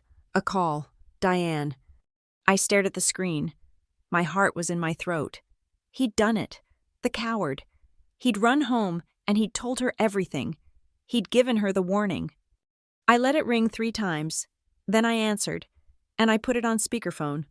I didn't say hello. For a second, there was only a sound like a kettle boiling, a ragged, wet, hissing breath, and then the scream. You? It was a sound of such pure, undiluted, animalistic rage that I physically recoiled. You little spy! You ungrateful! Snooping! Bitch! I held the phone away from my ear, my hand shaking. You went through my things? You stole from me? You and that old senile hag. I will have you arrested. You hear me? I will sue you. I will sue you for slander, for invasion of privacy. You are sick. You are just like your mother. Sick, sick, sick. I pressed record on my phone's screen call. He told you, I said, my voice surprisingly calm. My dad told you everything, didn't he? That stopped her, for a second. Your father. Your father knows what you are. He knows you are unstable. He is on my side. He's always been on my side. You have nothing. You have nothing. I have the video, Diane, I said, quietly, and I have the bank statements. That's fake. You faked that. I will have you put in a hospital. And she hung up. The line clicked dead. I sat in the silence. My phone was still in my hand, the screen glowing. A small recording saved notification popped up. He didn't just tell her, he showed her. He told her about the video. He told her about the files. He had chosen his side. He had chosen the lie. I took a deep breath. The fear, the doubt, it was gone, replaced by a cold, sharp clarity. My father wasn't a victim. He was a co-conspirator. I picked up my laptop. I didn't go to a lawyer's website. I went to Facebook. My fingers, the fingers of a content lead, flew across the keyboard. I was a writer. This was my weapon. For 15 years, I began. I have been silent. I wrote it all. I didn't use their names. Not at first. I just wrote. My stepmother and my father. I wrote about the years of being the help. I wrote about the emotional manipulation. And then I wrote about Saturday. I described the barbecue, the smell of the grass, the confrontation, the lie about my grandmother, and then the assault. She slapped me across the face, and then shoved me so hard I hit the railing and fell to the ground, all while my father continued to mow the lawn, not 10 feet away, oblivious in his headphones. When he finally stopped and saw me on the ground, his only words to me were, "You are making an absolute scene." I didn't stop. I told them about my grandmother. I thought I was alone. I thought I was crazy. But my elderly grandmother, who has been a silent captive in that house for years, was watching from an upstairs window, and she recorded it. She recorded the assault, and she recorded my father's dismissal of me. That video is now in the hands of my attorney. I didn't post the video. I didn't need to. I kept writing. I thought this was about violence, but I was wrong. It's about a pattern, a long con. I have since uncovered, with my grandmother's help, a multi-year campaign of felony identity theft, elder financial abuse, and fraud, all orchestrated by my stepmother and enabled by my father's deliberate, willful ignorance. I wrote for 10 minutes. When I was done, I read it once. I added one last line. My name is Morgan Ellis. My father is Rick Ellis. My stepmother is Diane Ellis. This happened at their home in Maple Ridge. I am not unstable. I am not hysterical. And I will not be silent. I attached the photo of my bruised face, the one from Saturday, and I hit post. My phone, my laptop. They exploded. The notifications, the dings, the buzzes, piled on top of each other so fast my screen just became a blur of blue and white. Riley. Holy shit. Yes, I am on my way. Sarah, Northwave. Morgan, I am horrified. Are you safe? What can we do? Aunt Linda, Dad's sister. Morgan, call me. Immediately. Is this true? Mark, neighbor in Maple Ridge. I think I'm Mrs. Henderson's husband. We saw this. We didn't know. It was shared. 5 times, 20 times, 50. It was an avalanche. And then, 10 minutes later, a new notification. Diane Ellis has tagged you in a post. I clicked. My stomach was ice. It was a picture of me. I was 16, at my mother's funeral, my face puffy, my eyes red, dressed in a black dress. It was the worst, most vulnerable moment of my life. And her post, written above it, "It is with a shattered heart that I am forced to address the cruel, delusional, and libelous fantasies my stepdaughter, Morgan Ellis, is posting tonight. As many of you know, Morgan has never fully recovered from her mother's tragic passing. She has had long, documented, and severe struggles with her mental health, including depression and borderline personality disorder. We have done nothing but love her, support her, and try to get her the help she needs. This latest paranoid episode, this story she has fabricated, is a devastating relapse. We are not angry. We are terrified for her. We ask for your prayers, and we will be consulting with our lawyers and her doctors to see what legal and medical interventions are available to us. Please, pray for our broken family." I read it. I read the words delusional, borderline, paranoid. She had used my grief as a weapon. She had used my mother's funeral as a prop. A few years ago, this would have destroyed me, but I looked at the comments on my post, the hundreds of them, the "We believe you," Morgan, the "I went to school with Diane, she was always a liar," the "Rick Ellis, from the bank? Oh my God." And I looked at the comments on her post, "Mrs. Henderson, neighbor, this is not true. I was there. I saw it." I closed the laptop. I was scared, but I was also relieved. The war was no longer in my head. The battle lines were drawn, and they were, finally, in the open. The post from my father appeared at 7:15 in the morning, just as I was making coffee. It was clear Diane had spent the night coaching him, polishing his words into weapons. He didn't use a photo. He used the full weight of his name. Rick Ellis, Senior Vice President, Maple Ridge Community Bank, a man of the people. "As a father," it began, "it is with a shattered heart that I must address the vindictive and unstable behavior of my daughter, Morgan. We have tried for years to support her through her profound mental health struggles. Always in private, always with love, her decision to air these delusions and attack my wonderful, caring wife, Diane, is a tragedy. We are, of course, exploring all legal and medical options. We ask for your prayers for Morgan and for privacy as our family navigates this painful medical issue." He didn't just call me a liar. He called me sick. My father, had just diagnosed me, publicly, as a medical issue. My phone buzzed. It was Riley. "You need a lawyer, not in a week. Now, I sent you a name, Amanda Cole. She's a shark, and she specializes in family law and financial crimes. I already called her. You have an appointment at 10. I hung up, went to my bedroom, and put on the most expensive, professional, armored suit of clothing I owned. Amanda Cole's office was not in a strip mall.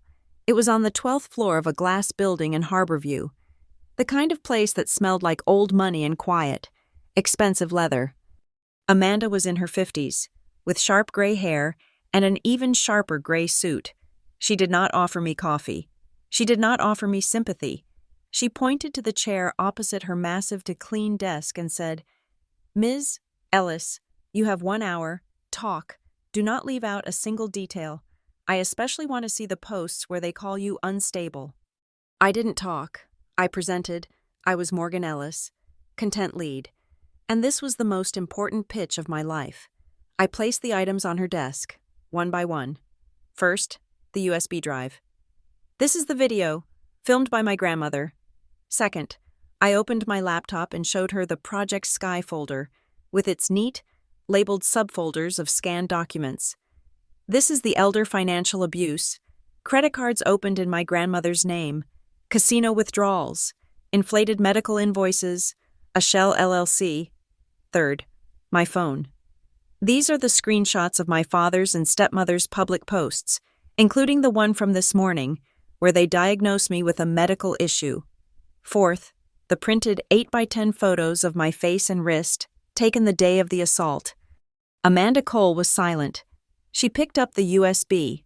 She plugged it into her computer. She put on a pair of noise-canceling headphones. I couldn't hear it, but I watched her face as she watched the video. She watched it twice. She took the headphones off. Her face was granite. And he said, "You are making a scene after the shove?" "Yes." "And the lawnmower was running until he turned it off?" "Yes." "He had no idea what was happening, but his first words were to blame you?" "Yes." She then spent the next 20 minutes clicking, opening, and reading every file in Project Sky. Her expression, which had been cold, turned to ice.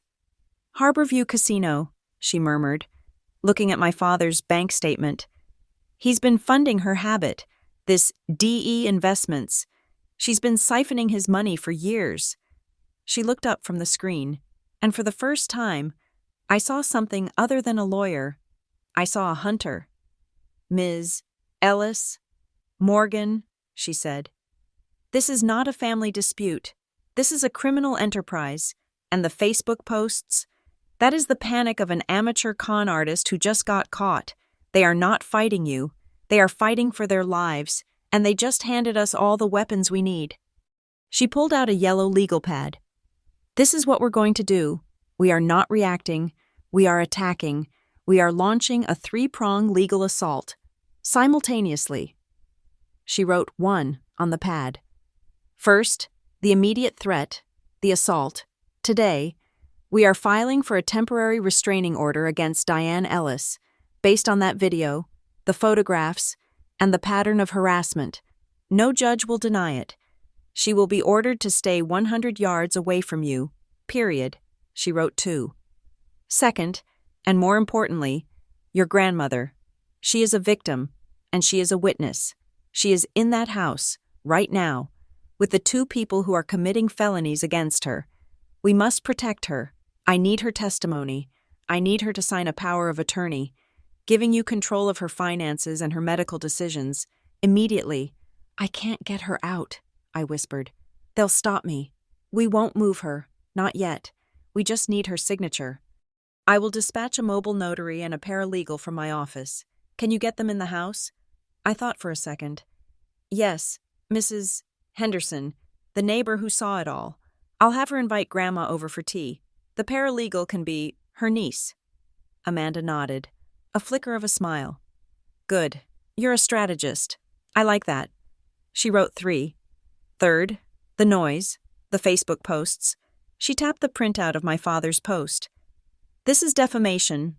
He is a senior vice president at a bank. She is a prominent, whatever she is.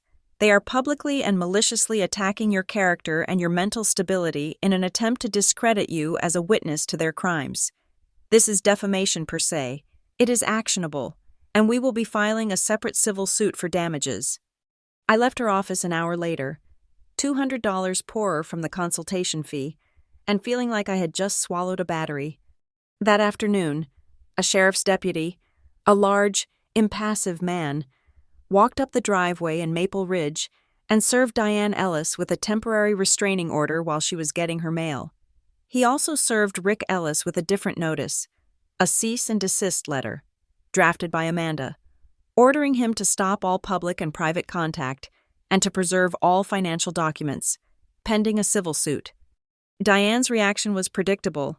It was nuclear. She couldn't call me. The TRO forbade it, but she could post. A new post appeared on her Facebook. This one frantic, all caps, and full of misspellings.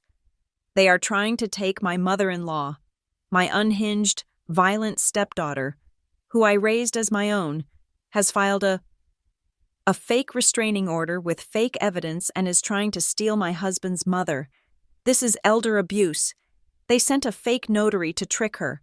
This is a kidnapping. Someone help us. We are being attacked in our own home." My hand flew to the phone. I was going to write, "You're a liar." An email from Amanda Cole pinged my inbox. Subject: Do not engage. The message was simple. "Morgan, step away from the keyboard. She is hysterical. Let her be. Every post she makes is another exhibit for our defamation case. Do not reply. Do not comment. Do not even like Mrs. Henderson's comment. Just screenshot. Forward to me. I looked. Mrs. Henderson, the neighbor, had commented, Diane, I was there. That is not what happened. You should be ashamed of yourself. I screenshotted it all. I forwarded it. I turned off my notifications. The war had moved. It was no longer a battle of my word against theirs. It was a battle of documents. The first shots had been fired in the real world. The rumors started at my father's bank. Maple Ridge Community Bank was a small-town institution. Everyone knew everyone. My father's post, followed by Diane's TRO, had ripped through the employees like a shockwave. The story was too juicy. The VP's unstable daughter, or the VP's con artist wife, my Aunt Linda, my father's sister, called me. Morgan, she said, her voice tight. Rick he's a wreck. He says you've misunderstood, that Diane handles all the money, that it's just complicated. Ask him about the casino, Aunt Linda, I said. Ask him about the credit card in Grandma's name. The town of Maple Ridge fractured. It was a quiet civil war, fought in text messages and over garden fences. The people who had been to Diane's perfect barbecues, the ones who benefited from her social climbing, they rallied. We stand with Diane and Rick, they posted, but the other side was, it turned out, larger, the quiet ones, the people who had always thought Diane was too much, the ones who had seen her be rude to a waitress, the ones who had heard the yelling from the house on quiet evenings, and then the anonymous post appeared. It wasn't on Facebook, it was on the Maple Ridge Community Forum, a local gossip message board that everyone read but no one admitted to. The post was from a user named Lawnmower Man 88. The title was, Is this the family dispute at the Ellis house? And there it was, not the whole video, a single, grainy, blown-up still image. It was the exact, perfect frame. My head is snapped to the side, my hair flying. Diane's hand is blurred, caught in the motion of the slap. It was undeniable. It was a photograph of the truth. The caption underneath read, Heard the poor, sick grandmother filmed this from upstairs while the husband just mowed the lawn. Is this the guy who handles your mortgage at MRB? That was the kill shot. The bank, his job. The image spread from the forum to Facebook. It was shared, and shared, and shared. It was no longer a story. It was a meme. The man mowing the lawn. The pressure must have been unbearable. 2 days later, an email appeared in my personal inbox. Not my work email, my old Hotmail account. The one he'd set up for me when I was a teenager. It was from him, from Rick, Ellis Maple Ridge Bank, com. Subject, Morgan. Please, this has gone too far. My hands were shaking. I clicked it. Morgan, it read. I am so sorry for what happened on Saturday. It was a terrible, terrible misunderstanding. Diane she is beside herself with grief. She loves you. She loves Evelyn. These lawyers, these public posts. This isn't us. This isn't our family. I am begging you, Morgan, call off your lawyer. Let's sit down. Just the three of us. We can solve this. We can get you the help you need, and we can move past this. If you continue this public spectacle, you will destroy this family. You will destroy me, my job, my life. It's all on the line because you are angry. Please, Morgan, don't do this. Get you the help you need. Even now, even with the video, the bank statements, the still image of the slap plastered all over the internet. He was still telling me I was the one who was sick. I didn't reply. I did exactly what Amanda had taught me. I hit forward. I typed in acole@colelegal.com. Subject, FWD, Morgan. Please, this has gone too far. I wrote one sentence in the body, adding this to the file. Amanda's reply came back in less than 60 seconds. Good. This is an admission of guilt and an attempt at witness tampering. He's trying to get you to fire me and settle so he can save his job. He's panicking. Good. I'm adding it to the motion. Do not reply. I just sat there, watching the rain start to fall outside my window. It was a cold, miserable November rain. The next day, another email came. This one wasn't from Rick. It was from the Superior Court of California, County of Harborview. Subject: Notice of hearing. Ellis v. Ellis, et al. A date was set, a time, a courtroom number. In 3 weeks, there would be a preliminary hearing to review the evidence for the restraining order, the elder abuse claims, and the defamation suit. Diane, Rick, Evelyn, and I would all, for the first time, be in the same room, and the video, MVI 002, MP4, would be played, not on a laptop in a coffee shop, not on a rumor-filled forum, but in a court of law. I looked at the date, and I looked out the window at the gray, pouring rain. It was perfect. Courtroom 2B was a sterile, wood-paneled box that smelled like floor wax and stale coffee, and it was packed. I recognized faces I hadn't seen in years. Mrs. Henderson and her husband, 2 other neighbors from the Maple Ridge cul-de-sac, their faces pale and curious. My Aunt Linda, her face a mask of pained neutrality, and, sitting in the 3rd row, a man I recognized as the branch manager from my father's bank, along with 2 other people in suits, their expressions grim. A young woman with a notepad and a Harborview Chronicle press pass was scribbling furiously in the back. The story had become the town's main event. And then, they walked in. Diane entered first, as if on a stage. She was wearing a simple, dark blue, high-necked dress, an outfit designed to scream modest, grieving, and victim. Her hair was pulled back, her makeup subtle and perfect, highlighting a single, artful tear she dabbed at with a tissue. She looked like a grieving widow at a state funeral. My father, Rick, shuffled in behind her, looking like her briefcase. He had aged 10 years in 3 weeks. His suit, usually immaculate, was rumpled. His skin was gray, his hair was flat, and he refused to make eye contact with anyone, least of all me. He just stared at a spot on the floor, a man already defeated, a man just waiting for the final blow. I sat at the plaintiff's table, my back ramrod straight. Amanda Cole sat beside me, 2 perfectly organized accordion files on the table. She looked calm, bored, as if this were just a routine matter of paperwork.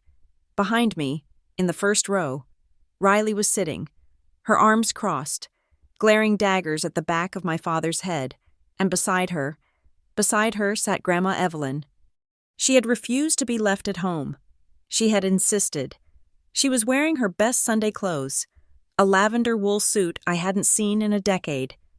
She held her cane, but her hands, I noted, were perfectly steady. Her eyes, bright and clear, were locked on the judge's bench. She was not a witness. She was a reckoning. Their lawyer, a slick man in an expensive suit named Harrison, went first. He was all smooth, reasonable tones. He painted a picture, not of a crime, but of a tragedy. "Your Honor," he began, "what we have here is not a matter for the court. It is a deeply sad, private, family matter, a matter of mental health." He gestured to me. "We have a young woman, Ms. Ellis, who, by her own admission and in her own posts, has suffered from profound psychological trauma since the tragic death of her mother." He was good. He was using my own words, my own history, against me. "She has cried out for help in the most public way possible, and in her confused state, she has exaggerated, she has misinterpreted a normal, if loud, family argument." He pointed to the bruises, a fall, a bump against a table, a daughter, in a rage, being held, perhaps too firmly, by a terrified stepmother. That is what happened, and in her anger, she has chosen to get attention by posting these exaggerations all over the internet, in an attempt to harm her loving, supportive father and the woman who has been nothing but a caring second mother to her. He sat down. The room was silent.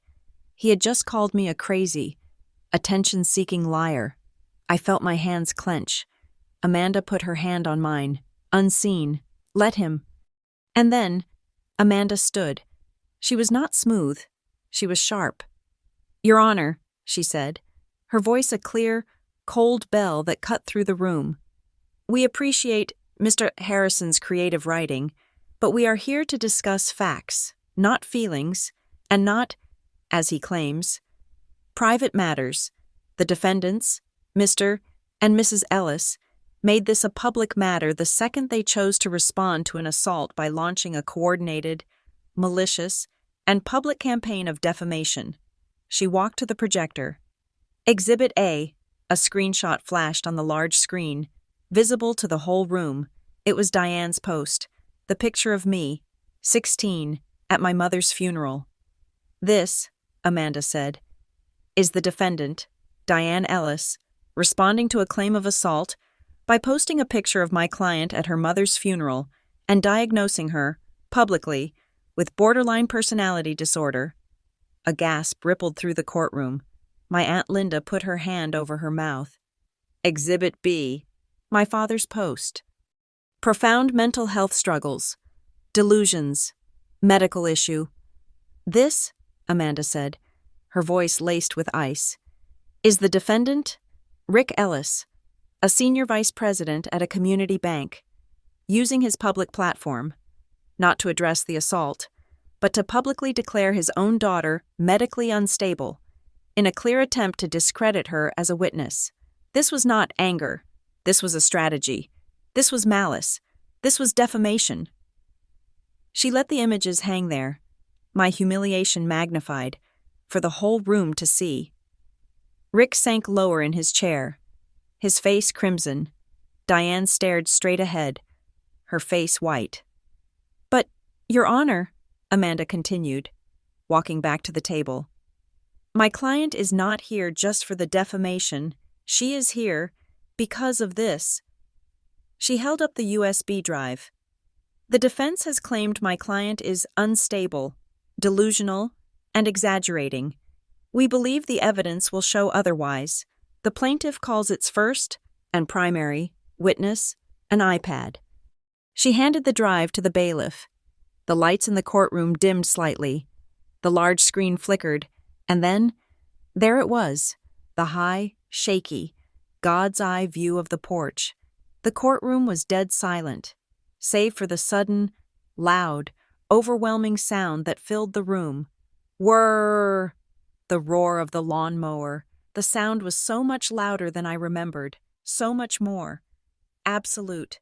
It was the soundtrack of the entire event. It was the sound of my father's willful ignorance. I watched my video self, small and angry, on the screen. I heard my own voice, tinny, yell. Tired of being the help. I watched Diane's face, and then I heard it, even over the lawnmower. Crack. The sound of her hand connecting with my face was not a slap. It was an explosion. It was sharp, percussive, and violent. A woman in the back row, I think it was Aunt Linda, let out a small, strangled scream.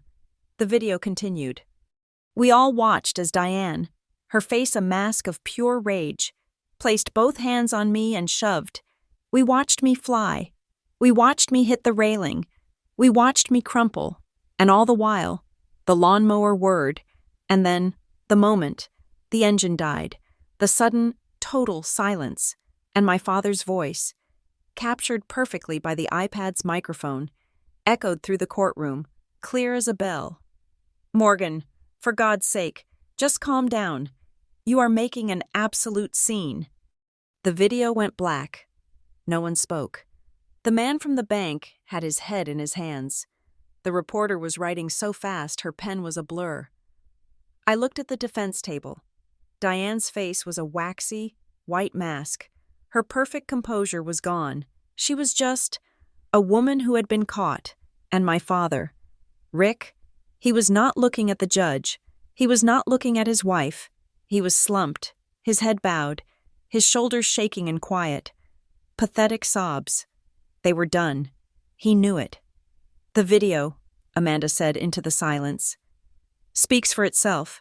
The plaintiff calls Evelyn Hart to the stand. Grandma Evelyn was sworn in. She walked, slowly with her cane, to the witness box.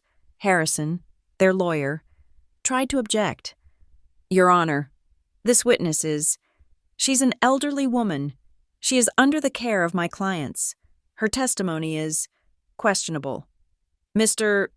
Harrison," the judge said, his voice hard as iron, "are you claiming your clients, who are being accused of elder abuse, are also the only ones who can vouch for the witness's competency?" "Sit down, Mrs. Hart. Please, in your own words, what did you see?" Evelyn's voice was thin, but the microphone picked it up. It trembled, but not with weakness, with rage. "I saw her hit my granddaughter," she said, pointing a single, trembling finger at Diane. "That woman, she has been a poison in our house for 15 years. "Objection!" Harrison yelled. "Personal opinion. Lacks foundation." "Overruled," the judge snapped. "It's a preliminary hearing. Counsel, let her talk. Go on. Mrs. Hart?" And she did. She talked for 20 minutes. She told them everything. The years of me being the help, the Thanksgivings, the Christmases, the way Diane would rest, the way she used guilt, like a hammer, the way she controlled every dollar, the way my father, my son-in-law, she called him, chose peace over his own child. And then, Amanda moved in for the final act. "Mrs. Hart, is this your signature on a credit card application for Capital One?" "No, it is not."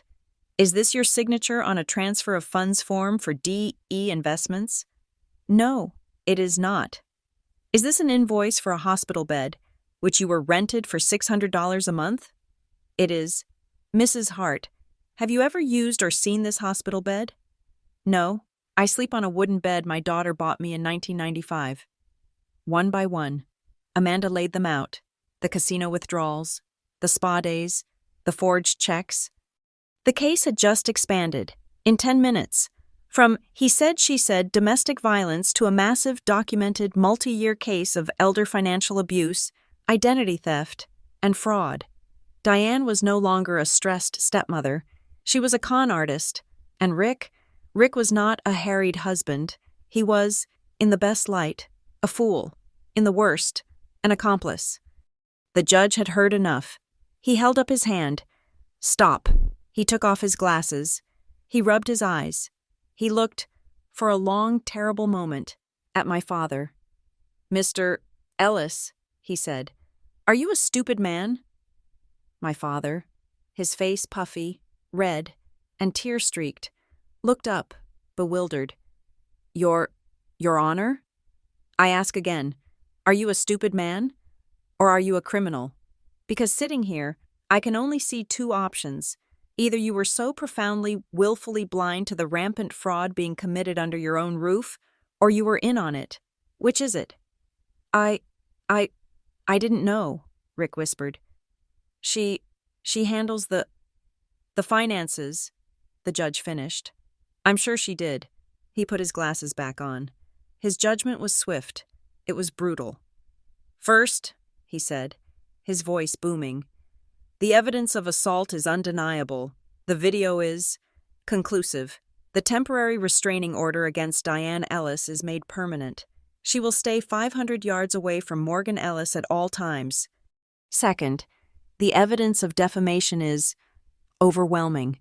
The malicious intent is clear. The public diagnosis of a mental illness as a tool to discredit a witness is, frankly, disgusting. Third, the evidence of financial malfeasance and potential elder abuse is profoundly disturbing. This court, as of this moment, orders a full external audit of all finances of Rick and Diane Ellis and a separate investigation into the finances of Mrs. Evelyn Hart, to be referred to the district attorney's office. Diane let out a small, strangled sound. Furthermore, Diane Ellis is ordered to have no contact and to share no residence with Evelyn Hart, pending the outcome of that investigation. Mr. Ellis, you will find your wife another place to live. Finally, this court orders that all financial power of attorney for Mrs. Evelyn Hart be immediately revoked from both Rick and Diane Ellis and transferred to a neutral third party. The judge looked at Evelyn. Mrs. Hart, is there someone you trust to handle your affairs? Grandma Evelyn, her voice suddenly clear and strong, said, Yes, Your Honor, I trust my granddaughter, Morgan Ellis. The judge nodded. So be it. He wasn't done. And given the extreme, malicious, and public nature of the defamation and the clear emotional and physical trauma inflicted, this court orders the defendants, Rick and Diane Ellis, to pay punitive damages, as well as all legal fees for the plaintiff, Ms. Morgan Ellis. The amount will be significant. This will, Mr. Ellis, he said, staring at my father, likely cost you your house, and given the evidence I've seen, it should. He banged his gavel. We are adjourned. I sat there, numb. Amanda put her hand on my shoulder. It was over. I had won. I looked at my father. He was just sitting there, broken, and Diane. Diane was staring at me. Her face was no longer white. It was a dark, mottled red. Her eyes were not the eyes of a victim. They were the eyes of a snake, cornered, just before it strikes. I didn't flinch. I just looked back at her, and for the first time in 15 years, she was the one who looked away. The for sale sign was staked into the lawn, just a few feet from where I had fallen. It was a bright, obnoxious red, and it felt like a victory flag. It had been 3 weeks since the hearing, 3 weeks of aftershocks. The story in the Harborview Chronicle had been brutal, printing the judge's words. Are you a stupid man? Verbatim. My father had been, as of last Monday, indefinitely suspended from the bank, pending an internal investigation, which, as Amanda Cole had cheerfully translated, meant fired. The judge had, as promised, hit them with a judgment for damages and legal fees that was, as he'd predicted, significant, the only way to pay it, and to pay the massive back taxes and penalties on Diane's fraudulent credit, was to sell the house. And now, I was back. I stood on the walkway, Amanda Cole by my side, and my grandmother, Evelyn Hart, sitting in my car, waiting. We were here for the final, legal transfer. Amanda was here to ensure that the last of Evelyn's assets were signed over to a new, ironclad trust that I controlled. We were here to pick up the last of my grandmother's things. I looked at the lawn. It was just grass, a patchy, brownish-green, suburban lawn. A neighbor, 2 houses down, was mowing. Whirr! The sound, that constant, droning soundtrack of my humiliation, washed over me.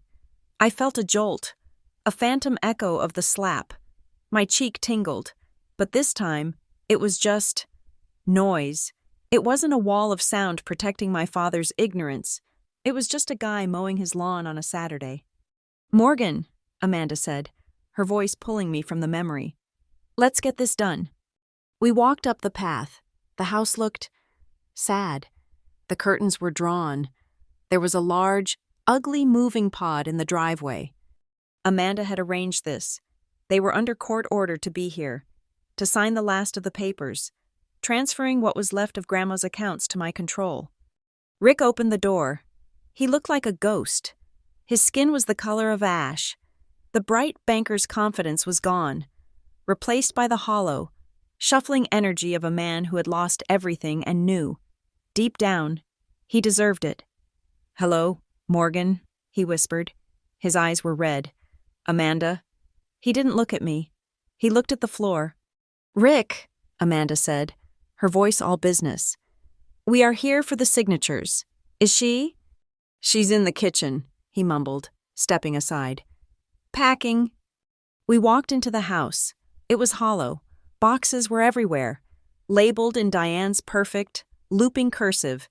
Kitchen, plates. Guest room, linens. It was a home being dismantled, its secrets packed away. And there she was, Diane. She was standing by the sink, wrapping a wineglass in newspaper. She was still wearing her wedding ring, but she was not wearing her armor of suburban perfection. Her hair was a mess, thrown into a greasy ponytail. She was wearing sweatpants and an old, stained t-shirt. She looked up as we entered. Her eyes, when they met mine, were not sad. They were not ashamed. They were pure, black, uncut hatred.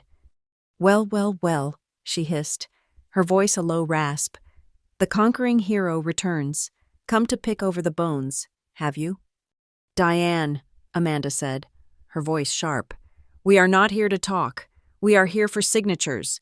These are the final asset transfer documents for Evelyn Hart. Sign them." Diane laughed. It was a dry, cracking, ugly sound. "Assets? You mean the pittance that old hag has left? You've already taken everything else." She turned to me, her eyes narrowing. "You," she spat, "you did this. You ruined us. You couldn't just leave it alone. You had to tell." "You did this, Diane," I said. My voice was calm. It was the calmest I had ever felt in this house. "You hit me. You stole from Grandma. You lied." I, she stammered, looking for a defense. You pushed me. You were ungrateful. You were always a problem. A little sad, mental problem, just like your mother." "Don't," I said. "Don't you dare." "Or what?" she shrieked, her voice rising to that familiar, frantic pitch. "Or what? You'll tell on me? You'll post it on Facebook? You've already done it all. You took my husband. You took his job. You took my house." "It was never your house," a new voice called out. A new, old, powerful voice. We all looked. Rick, who had been frozen by the doorway, looked. Amanda looked. I looked. Up, through the kitchen doorway, to the staircase. No, not the staircase. The window. Grandma Evelyn had gotten out of the car. She had, with her cane, climbed the porch steps, and she was standing, not in the room, but just outside, on the lawn, by the front porch. But my mind had put her at the window. She was always at the window. No, she was right there, on the ground, with us. She was pointing her cane, not at Diane, at my father. "It was never your house, Rick," she said, her voice carrying across the lawn, clear as a bell. "It was her house, my daughter's house, the one you let this thief poison." "Evelyn," Diane hissed, you get back in the car. You old—" "Diane, be quiet," Rick snapped. It was the first time I'd heard him raise his voice to her. It was a pathetic, squeaking sound. He turned to Evelyn, his face a mask of pleading. "Mom, please, let's not do this out here. The neighbors." And that, right there, was everything, even now, even at the very end. With his life in ruins, he was worried about the neighbors. Oh, the neighbors? A new voice, Mrs. Henderson. She was on her porch, 2 doors down, sipping coffee. Mr. Patel was on his lawn, pretending to check his mail. They were all watching. It was the scene. Played all over again. The lawn, the porch, the family, exposed. But this time, there was no lawnmower. This time, everyone could hear. "Don't you worry about the neighbors. Rick," Grandma Evelyn called out, her voice amplified by the quiet, suburban street. They know what she did. They know what you let her do." She took a step forward, onto the grass, pointing her cane at Diane, who had followed us out onto the porch. "Diane, enough.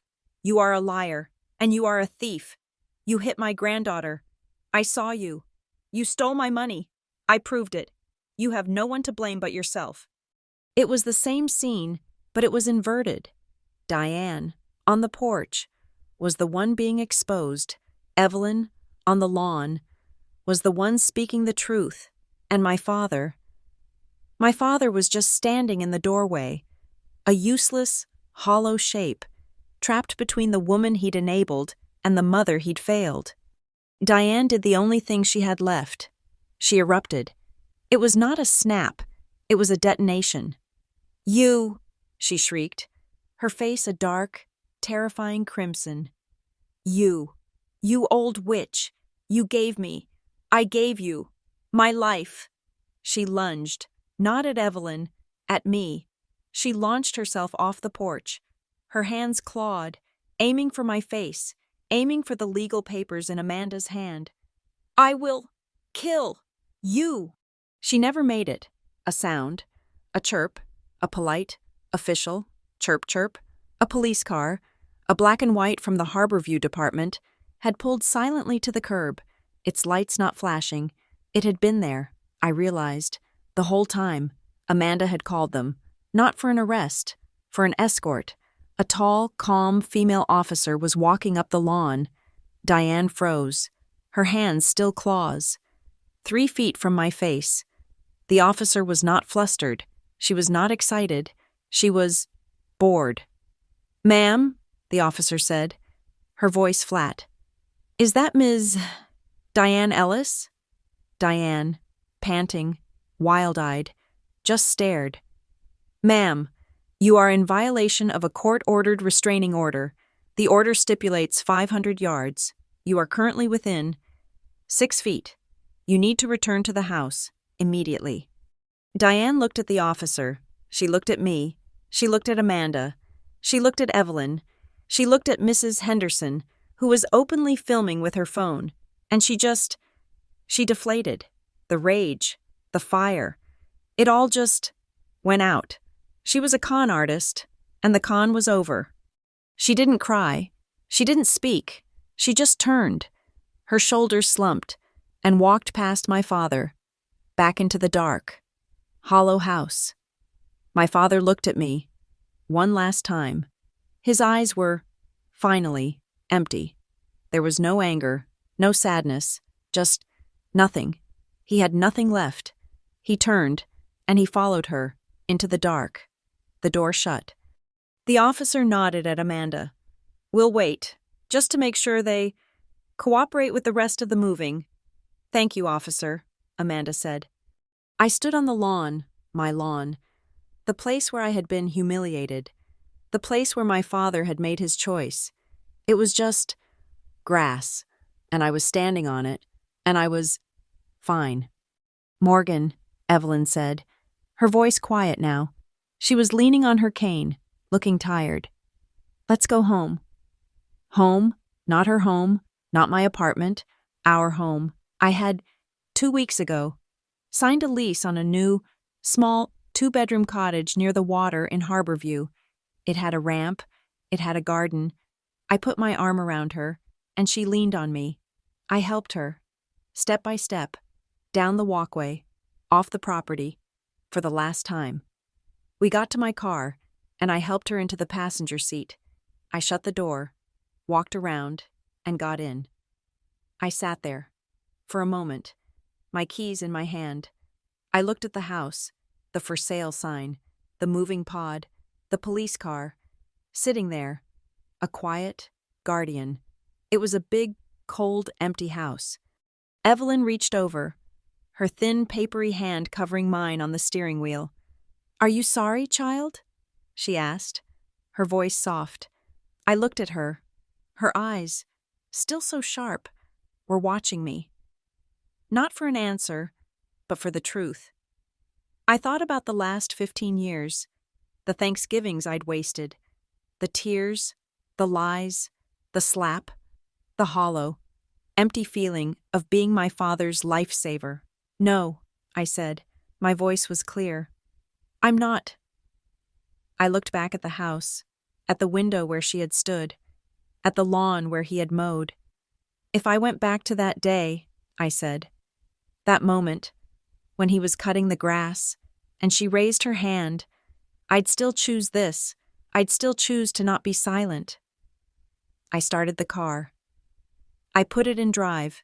We pulled away from the curb, leaving the house, and the ghosts, and the noise of the lawnmower behind us. There was no fairy tale ending, no tearful family reunion. There was no wedding. There was just me, a woman who had finally protected herself, and my grandmother, a woman who had finally spoken the truth, and as we drove toward the ocean, for the first time in my life, that was enough. Thank you so much for listening to this story.